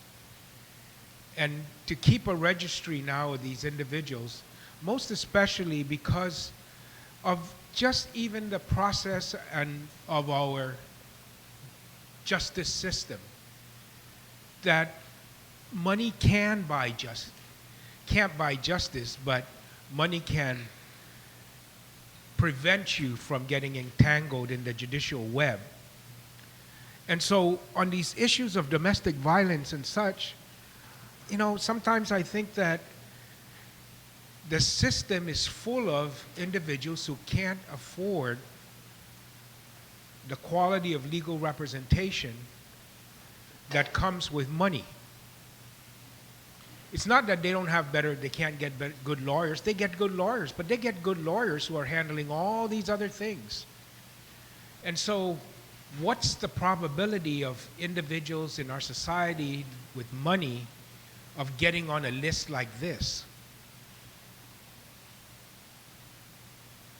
And so what you would have, in my own humble opinion, is that you would then get a list of those individuals that don't have the economic capacity to give themselves focused legal representation. That when they get assigned an attorney through the indigent defense pool, they get assigned to an attorney who has 70 cases. And the first thing they do is plead out. How can we plead this case out? Because I can't go to trial for 70 cases. I need to plead this out. And that's the Attorney General. That's the Attorney General too. When you look at him, they will force those individuals that don't have the economic capacity for legal representation to plead their cases. And so you get a group of people that then become caught up in that judicial web and get stained with a conviction. So that's my concern with this extension of the philosophy behind the criminal sexual conduct registry, the criminal sexual registry, to a domestic violence registry. I know we want to do things and keep our community safe and so forth, and who know, I mean, it, it just, to me, I'm expressing my concern, my perspective on how I see things work within the justice system. And I may be totally off base, but I think over the years, as I've occasionally immerse myself when issues like this rise up and try to do additional research and work and try to keep track of what happens and so forth. I mean, just take a look at what we've had over the last years, decades, with the Innocence Project. How we've have hundreds of individuals that are on death row. And these individuals were placed there because some of them were ably represented, some of them were represented by court-appointed attorneys, but the majority of them were there because they didn't have the economic capacity for representation, and they pleaded guilty. And then along comes the Innocence Project, in which they go back and re-examine the cases and take a look at it, and now with DNA testing, and we see people that spent 40 years behind bars walk out free because DNA evidence proves they didn't do it. And so, again, on this issue, I understand what it wants to do. I agree that we should try to keep our community safe, but I'm just not sure that with this realm of offenses that it rises to the level of those who commit sexual crimes that need to be monitored, need to be identified so that the community know who they are, that this realm of offenses is not that. It's not incurable. We have programs, and so I'm very hesitant because I like the idea of doing something that will keep people safe, and no, I mean, we just did one for the physicians data bank, you know. I'm just very, very cautious in terms of this program and implementing this at this time. Not close to the idea of doing it, but proceeding very cautiously. Thank you very much, Madam Speaker. You're very welcome, Speaker Pangilinan. On the motion, Senator Palacios, you're recognized. Thank you, Madam Speaker. Madam Speaker, I rise in support of Bill 195 as amended. And Madam Speaker, the bill really is more of a public protection policy than a continuing, I guess, punishment of the offender with respect to having him registered. Reading a little bit from the bill, just having this information readily available in a central database system with access to the public will give a greater sense of security to the community and necessary information for knowledge and protection from repeated offender, and I circle that. Only repeated offenders go into this registry, Madam Speaker, and repeated offenders of family violence, domestic and or dating violence. And so there are two things here that really can be accomplished. First, there is the deterrence. The deterrence effect of not wanting to be on the list. But really the most valuable part of this is the ability to have advanced knowledge of who these individuals might be, so that really an unsuspecting victim can have this foreknowledge and perhaps maybe, I guess, not be readily engaged in some kind of relationship, either by friendship or intimate relationship. And there is the protection that's going to come in and provide that. There is some, I guess, some basic criteria here, and it's not just to register these people, but there is a purpose and there are limitations. The information contained in this data bank and registry is supposed to just include, I guess, rather not include Social Security or driver's license or telephone numbers. but it would include the full name of the individual, even aliases, and perhaps maybe the last known address, some kind of physical description about the individual, anything that would provide advanced knowledge to, I guess, to the unsuspecting victim of I guess, a future relationship that might develop as a result of meeting with individuals with this character.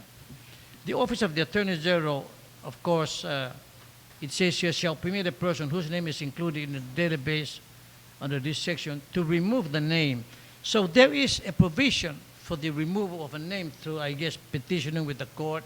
So it's not a permanent stay in the listing. The listing, I guess, there's a time when it should be removed.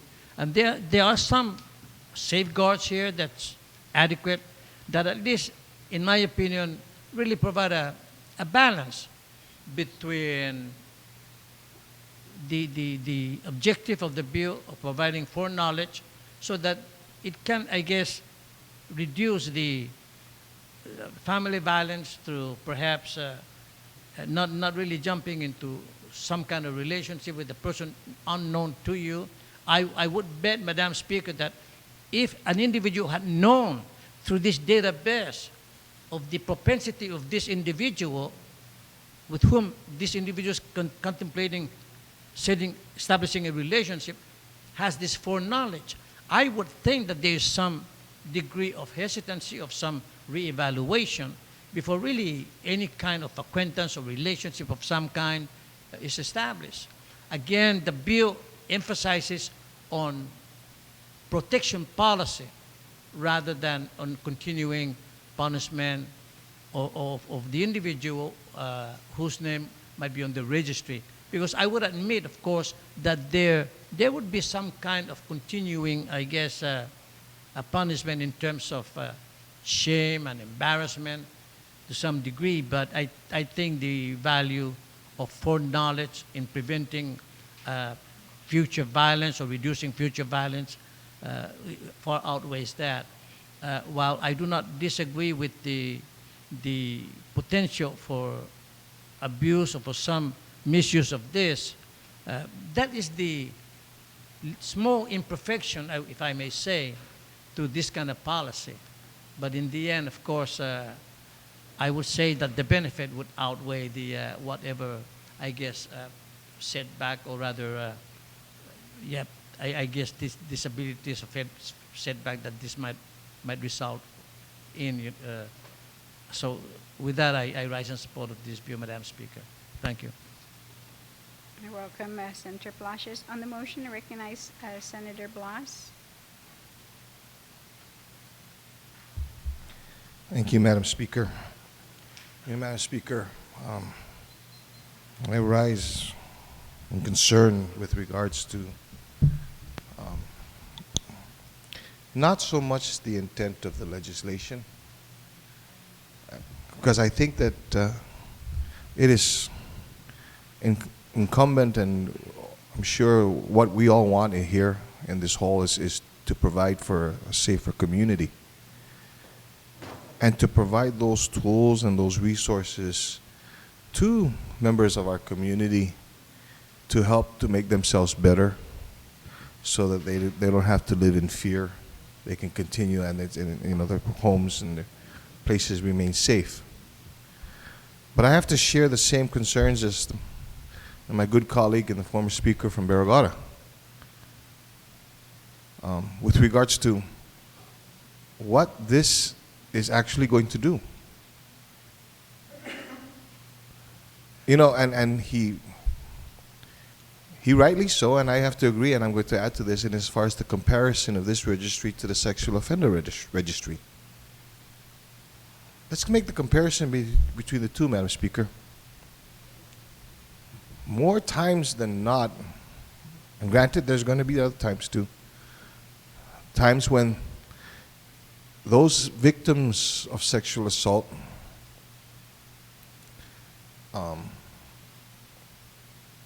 may not know or didn't know their perpetrator prior to the offense. And I'm not saying that's true for all the cases. I'm saying that it's true for a lot of it. Whereby most victims of family violence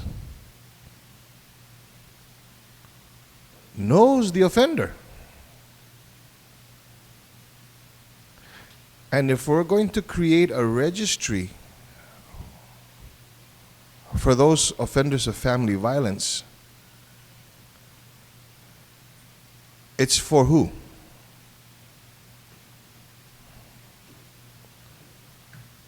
In my cynical mind, I was sitting on my chair waiting for my opportunity to speak, and I know there are times that you get on and you can go to the sexual offender registry and you can look as to who down the street, if there's anybody down the street that is on that registry.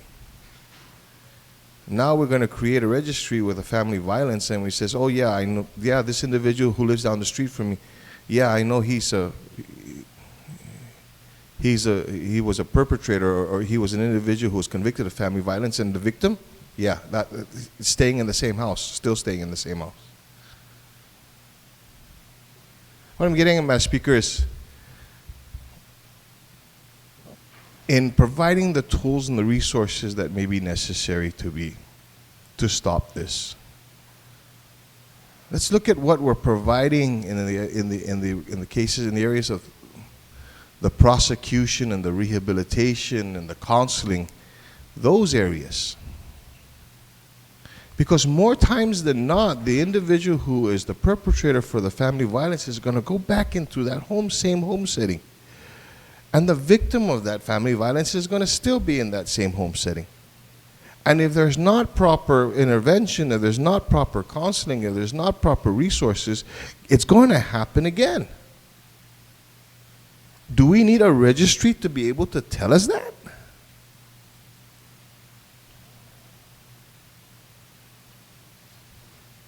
Now, I'm sure that an argument can be made with regards to dating violence. That's a totally different topic.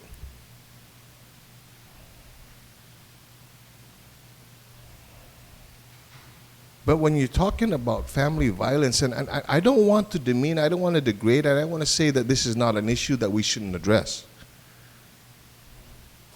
I'm just, in my mind, wondering, and I still continue to wonder, how this registry would help to reduce the recidivism or the continuing occurrence of family violence. A wife doesn't need to go onto the registry every year to figure out that the reason, that she continues to get hit by her husband and continue to be subjected to family violence, doesn't have to be reminded by going to the registry that her husband is there, that it's happening.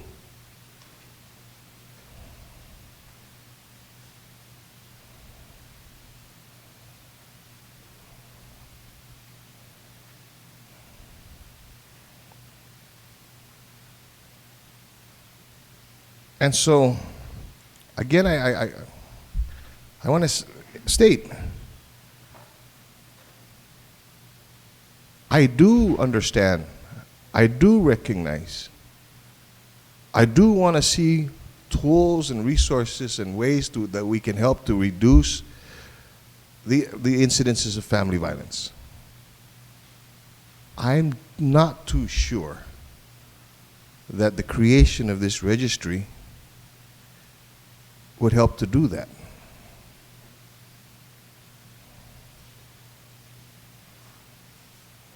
Again, wife doesn't need to get online on a computer program to figure out that her husband, who has been physically abusing her, is still staying in her house.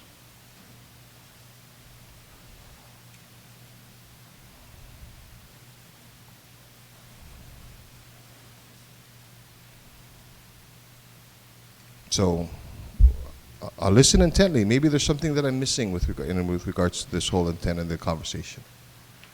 But I just have to raise those concerns. Thank you very much. You're welcome. Senator Blas, on the motion, I recognize the Vice Speaker. Thank you very much, Madam Speaker. I usually try not to disagree with my colleagues in the positions that they take. But on this issue, I am very, very, very passionate. And I first want to thank again the freshman senator from Pt.2 for having the courage and the foresight to do what I neglected to do in the last 5 years in introducing this legislation. With our handheld Blackberries, with browser capability, with your Android, with people's iPhones, you can go online while you're sitting at the bar next to someone. You can log in to your internet. You can find out how much he's worth, what house he lives in, how big it is and how much it's worth. You can find out where they work.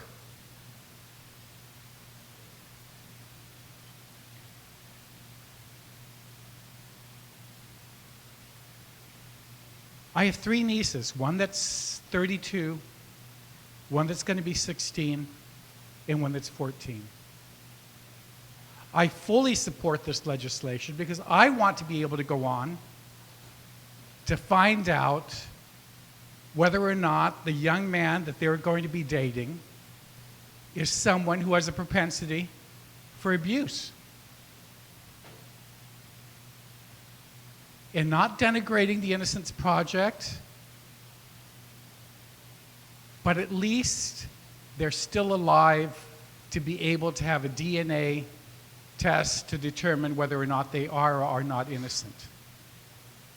For those that don't understand the importance and the gravity of this problem, I can arrange with the court and Vero to bring the silent witness exhibit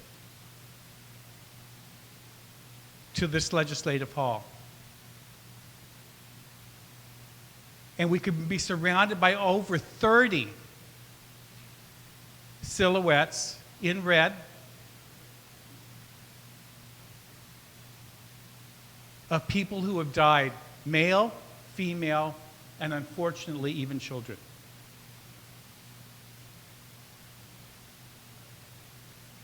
I have to confess, Madam Speaker, that when I first took over the family court bench, I could not, for the life of me, understand why any woman would stick around with any man that would raise their hand and physically or sexually abuse them. I could not.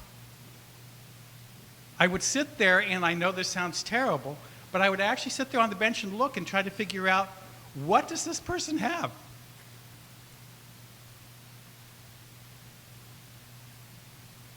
They don't look like George Clooney or Brad Pitt or someone. They're usually ugly as sin. They don't have money. And even if they were well equipped, that would still not make up for the fact that they had no money and were ugly. And I could not understand the reason for it. So the chief prosecutor at the time, Francis Gatewood, and the prosecutor in charge of family violence, Alicia Limtiaco, forced me to go with them to San Francisco to a domestic abuse conference because they knew that I was one of those people that could not understand, and I would rail at them and I would tell them, why doesn't she just leave? And at the conference, a speaker came out, and she had been a victim of abuse, but she was going to be, she said, just bear with me and let's go through this exercise. Give the wallet to the person next to you. Give your wallet to the person next to you. You're now without a wallet, without a credit card, because usually abusive spouses are also very controlling. about how much money they give their significant other to make sure that that person doesn't leave. You're being beat up every day, yeah. So today you decide it's Wednesday. I'm going to go, I'm going to take the children, I'm going to run. You have no money, you have no checkbook, you have no credit card. You're driving down the street, and the two kids in the back are screaming that they're hungry. It's almost 5 o'clock, Mommy. Let's stop at McDonald's. You have no money to feed them. Your little baby that's in the seat, in the car seat in the back is crying because you left the house and there was no milk. Because the milk hadn't come home with a significant other. You go to the shelter, and unfortunately, you're not the only one on island that has this problem.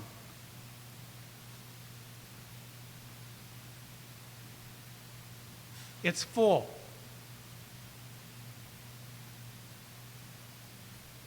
It's 5:30. He's almost going to be home pretty soon. You have no money. The gas tank's almost empty. The children are hungry and crying. And you figure, if I don't get back into the house before he gets there and at least start and pretend that I'm making dinner, I'm going to be beat up again. So you rush home and you go through it again. And that's a cycle that these abuse victims go through. And it's male and female.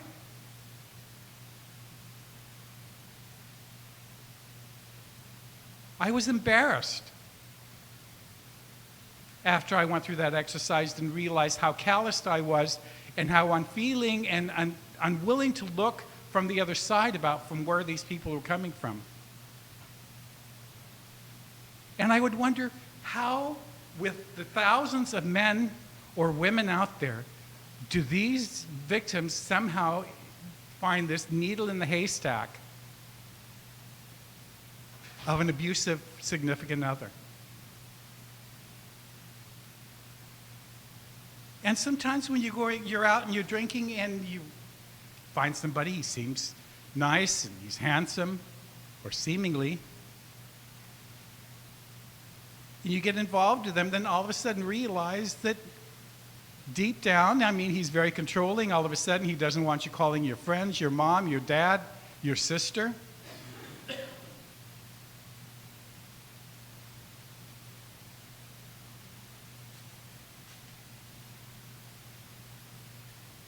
But you're in here in this now. It may not have started until several years later. Several months into the relationship. And at that point, you can't figure a way out. And you're dependent on him.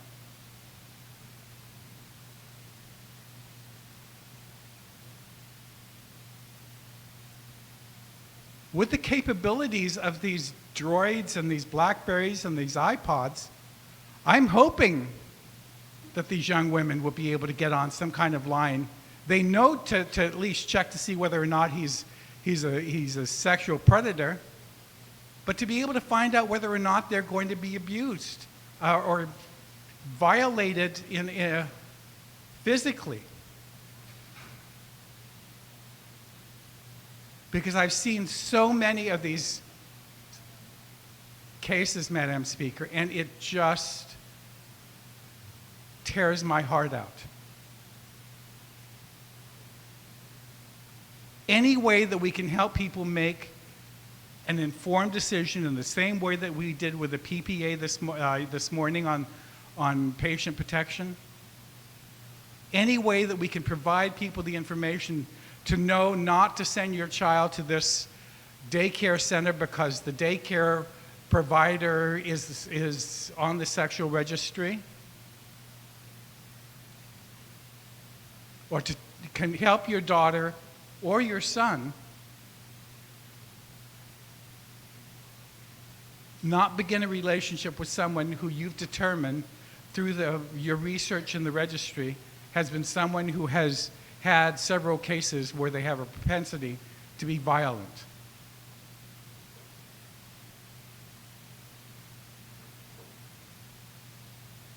Domestic violence, dating violence is no different, Madam Speaker. And it's cyclical.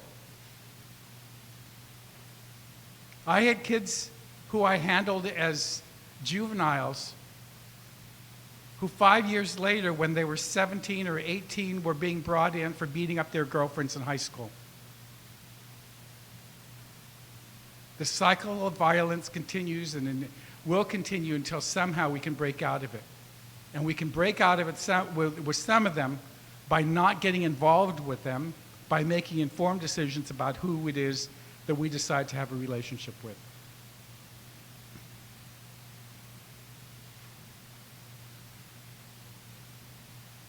And I think it's imperative that we do that. I had one aunt who wouldn't speak to me for several years because I helped my cousin get a divorce. And I told her, I said, I would much rather walk into court with her and ask the judge for divorce than for you to have to ask me to be a pallbearer at her wedding. At her funeral. This is a major problem in this community, Madam Speaker. And the silent victim exhibit, which isn't even complete, because some of the cases are not clear as to what the abuse was.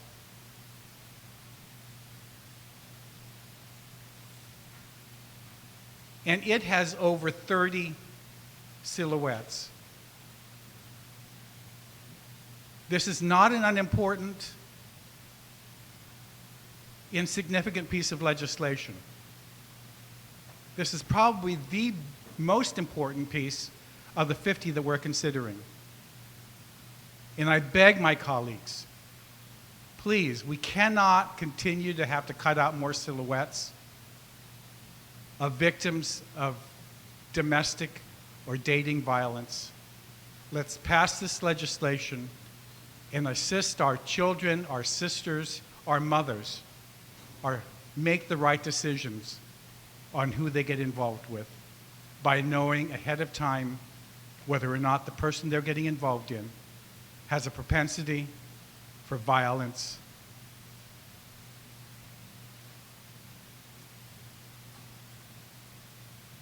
And I again commend the authors and co-sponsors of this legislation for their courage in introducing this legislation. I look forward to the support of my colleagues in this piece. Thank you very much, Madam Speaker. You're welcome, Mr. Vice Speaker. On the motion, recognize Senator Tyron. Thank you, Madam Speaker. I'll give you my perspective from a victim's standpoint. I am a victim of domestic violence, and I spoke several times at the silent witness ceremonies. I was asked by the Attorney General at the time, Alicia Limtiaco, to participate and give my experience as a victim of domestic violence. You know, I was in the public hearing and I heard, I listened to the Attorney General, the Assistant AG talk about what it takes to actually get on this list. It actually takes an offender to commit the crime several times to be on this list, because the first offense he's probably pleaded guilty and then went through a diversion program which wipes off his first offense. Therefore, to get on this list, he would have had to at least commit the offense twice. You know, we give offenders so many reprieves, but what reprieves do we give our victims? You know, in that public hearing, the AG even said, oh, if it's just a slap. Perhaps it's just a slap, but what kind of emotional mark does it leave on the woman or the man in certain cases? It was asked by one of the retiring speakers or mentioned that it's not uncurable, but I beg to differ. I think that once somebody is violent, they're probably violent for the rest of their life. And so perhaps this law is not foolproof, but is anything foolproof? It's not foolproof, but it's a start. And how it will help, it'll give men and women an opportunity to look at the potential for harm. Somebody might be charming when they're wooing you at the bar or even outside of church or in a grocery store, and they look attractive. And so you welcome them into your life unsuspecting. But little do you know that these people are violent, and they have violent histories, and they're repeat offenders. If I could go back in time, if I had a BlackBerry back in the day, there were no BlackBerries. We didn't even have cell phones at the time. But if I had the opportunity to look up these individuals and find out their history and see if there was a potential for harm, I would have seized that opportunity. So if we can provide that same opportunity for our public, for our young men and women, I'm all for it. So I stand in full support of this bill, and I hope my colleagues also see the same benefit from this bill and vote favorably. Thank you, Madam Speaker.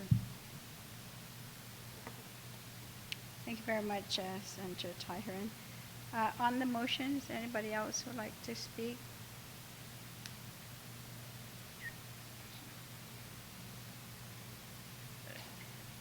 Come up here.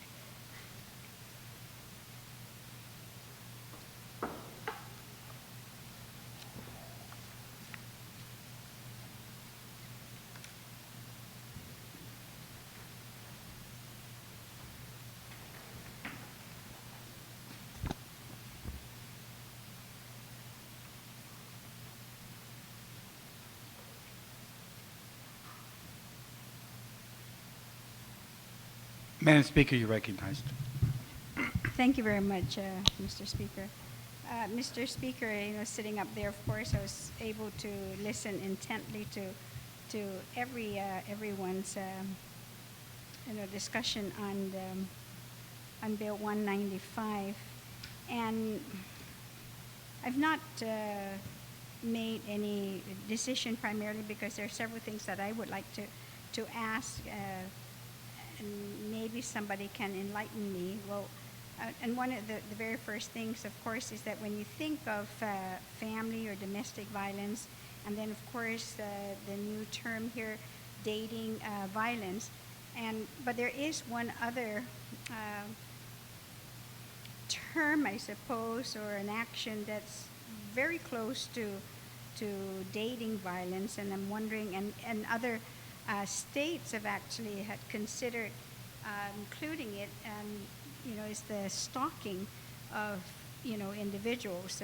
There are those, of course, many have discussed going to parties or places, doesn't really matter even where. Of course, the retiring speaker even said that sometimes even outside of the church, somebody's already making a move on you.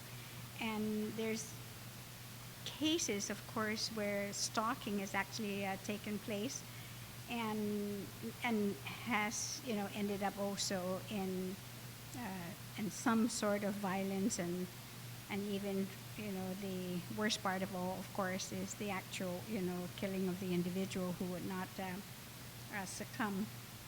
And I don't know if the author had considered possibly including stalking in this case, and maybe if he could respond to that, if that was ever even considered, or is it part of the definition maybe of dating violence? Senator Rodriguez, do you yield?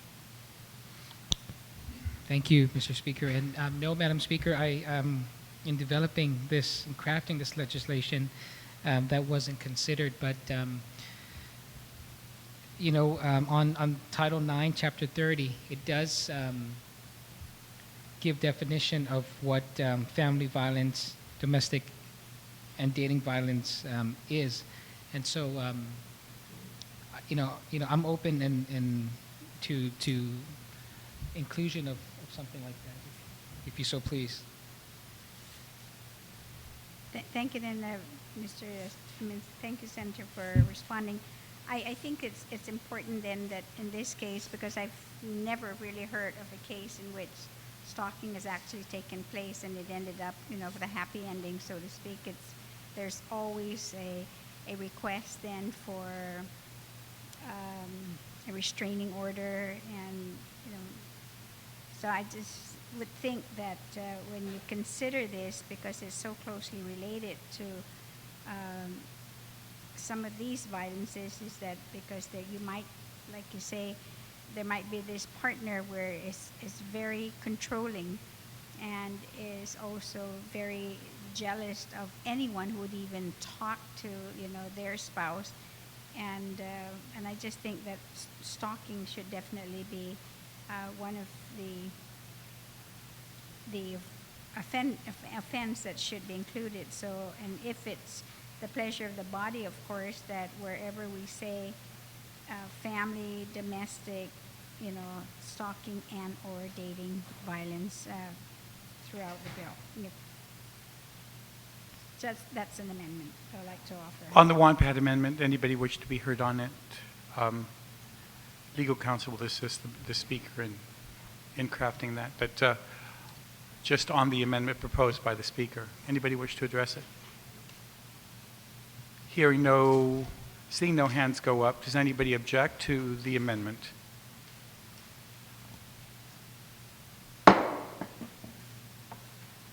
Thank you very much, Mr. Speaker.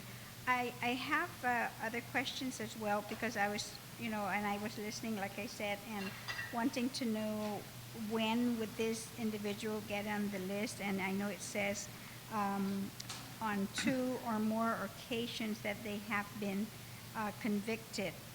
And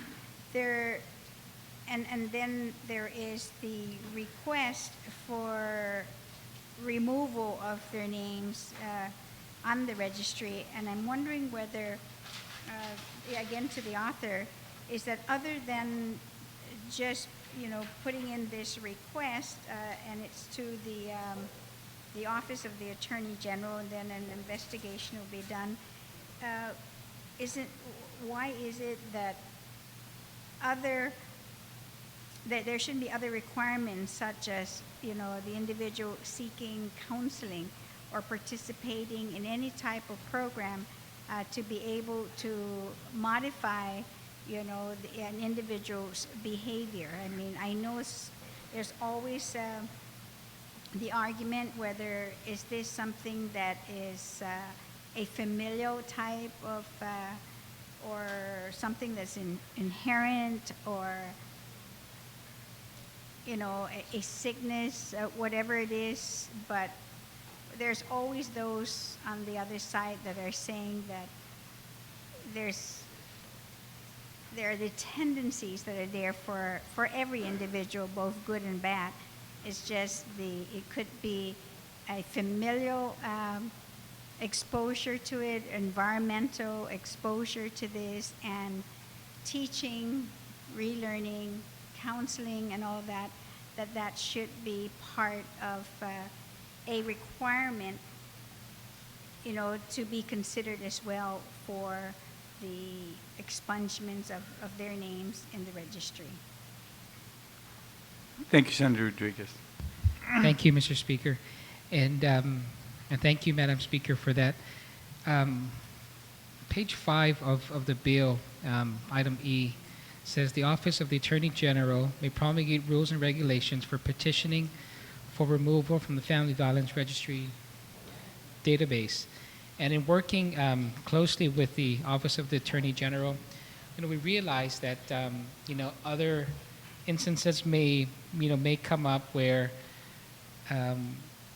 we would be able to provide an offender or someone who has been convicted to petition for their removal. And so the reason why we've only listed those that are here is that we thought this is a start. This is where this is new ground that we're covering. And so I'm hoping that with language such as that in item E, that we would be able to look into it further. Thank you, Senator Rodriguez. Madam Speaker, is that sufficient, or Do you Well, need yes, addition- and that's the one thing that's the beauty, of course, of having this type of a dialogue, because then it's part of the journal in which the Attorney General can have access to, and saying that these are some of the thoughts of, the members of the legislature, what the intent, is, and that it could be taken into consideration. Now, when an individual, another question again is, who's requesting for this expungement of their names, and let's say they've fulfilled all the requirements in the rules and regulations, who has the final say in granting then that, the name of the individual would be expunged? Is it just the Attorney General? Yes, and You're thank you, recognized. Mr. Speaker. And I believe it's the court that would have that say. It will be a court order. So the petition then would be made, and they will have to go to court then to order the expungement. So it's not then the Attorney General. No, I believe it's the way it works is that if an individual has a court-ordered expungement, then that person may then go to the Attorney General to request, to petition that his or her name be removed from the registry. And this is not, we don't mean to cast any, doubt in anyone's mind, but I know that there was at one time in our lifetime, this lifetime really, when there was this whole allegation of even the Attorney General being not a party, but has been accused of a crime very similar to what we're discussing here. How does that now play in this whole scheme of things when you have the one person who will be the one who is setting up the rules and regs that could be, how should I say this, and try to be real nice about it, but help me, Mr. Speaker. I think you know what I'm There'll be a talking about. recusal motion made by somebody to have that person not hear the case. And in the example that you used, there was Yes. there was a request that the person not that a special prosecutor would be named to address the issue. So there's really like no board, so to speak, like what we have, like a probationary board, similar to what they have a DOC also, where, An they expungement procedure is near impossible. it's near impossible. Then why do we even try to have it here then if that is the case? Well- So it's just saying that then that's it. There's absolutely no opportunities or the belief that there could be, that one case that could result in counseling and everything else years, and I realized that, and never again could there be a problem. And I appreciate that. Thank you very much, Mr. Speaker. The other is, and I'm not familiar with this, and I wish, of course, Senator Yamashita is here, but for yourself, is that there are, of course, individuals with a disability, and it's a behavioral disability, and their cases, because as a former school administrator, I've dealt with children who sometimes we need to kind of restrain them because something could trigger, a reaction and end up. So I'm talking about adults now, hitting a family member, and this has been, repeated offenses, of course. How would this then be treated? Or will there be that exception to the rule to be able to prove that the behavior is a result of the disability and not just the action because they've actually hit, or assaulted a family. Senator Rodriguez? Thank you, Mr. Speaker. And Madam Speaker, I don't think I understand the question. Persons, with persons with disabilities, and should they then be, involved in this, but that it's not really a contemplated or behavior, but more as a result of a disability. How would that then be treated, and would this be an exemption in this case? I'm going to answer the best I could. And I'm thinking that because you only get on this list once you're convicted twice. And so, a determination, needs to be made prior to, to getting on the list. And so, Mr. Speaker, It would depend on the conviction at the court as to whether or not that was going to result in the person being found not guilty by reason of their disability. So I really, that's... Okay, I understand. I just want to make sure.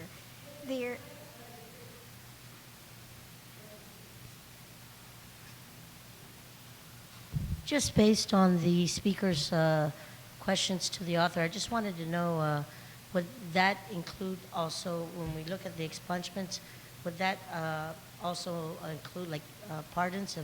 If a pardon were to be granted on a case, could that eliminate that from the registry? I was just asking, just based on...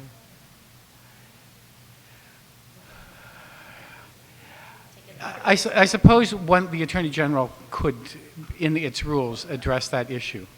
Because unfortunately, before, pardons never resulted in expungements until just recently. And so that'll have to be addressed by the AG. Yes, Madam Speaker. I've got lots of questions. Another one is that so these are just strictly then for adults, but we do have some young adults nearing, of course, the age to be considered an adult, that there's a history of violent acts and then, so I'm just not sure that, because Unfortunately, there's a prevention. the juvenile records will not be able to be listed on this registry unless they were charged as an adult for the offense that they committed. Okay, and I have two more, and that should be it. That should be it.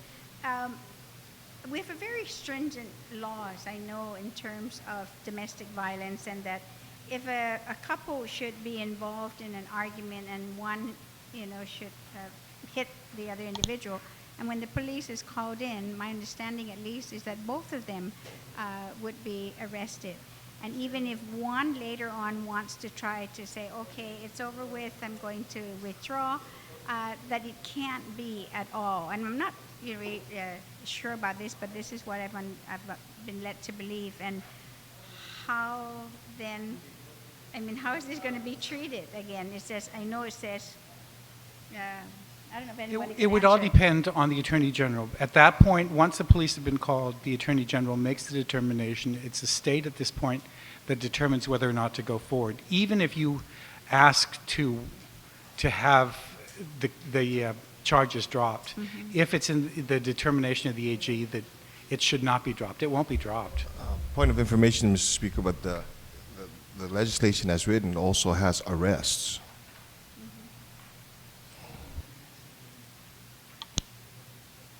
You get on the registry based on arrests, and the concern that we have here is that. Point of information, Mr. Speaker, that is, I believe, the Senator's referencing page 4 and line 25. It says any conviction of or arrest for family, domestic, or dating violence. That one is referring to, after or during a 10-year period preceding the date of petition. If that person is, let's say that person is clean and doesn't do any, doesn't get convicted again, or is not is not arrested, then he can petition to be removed. But what this is saying now, and I believe there's going to be an amendment there, is that if you're even arrested during that 10-year period, then that's cause for you not to be removed from the list.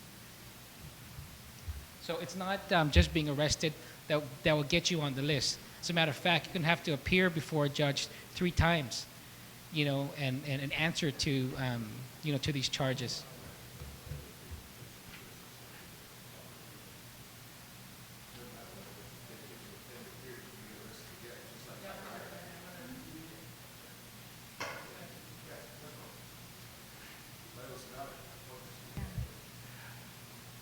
Madam Speaker, you're recognized.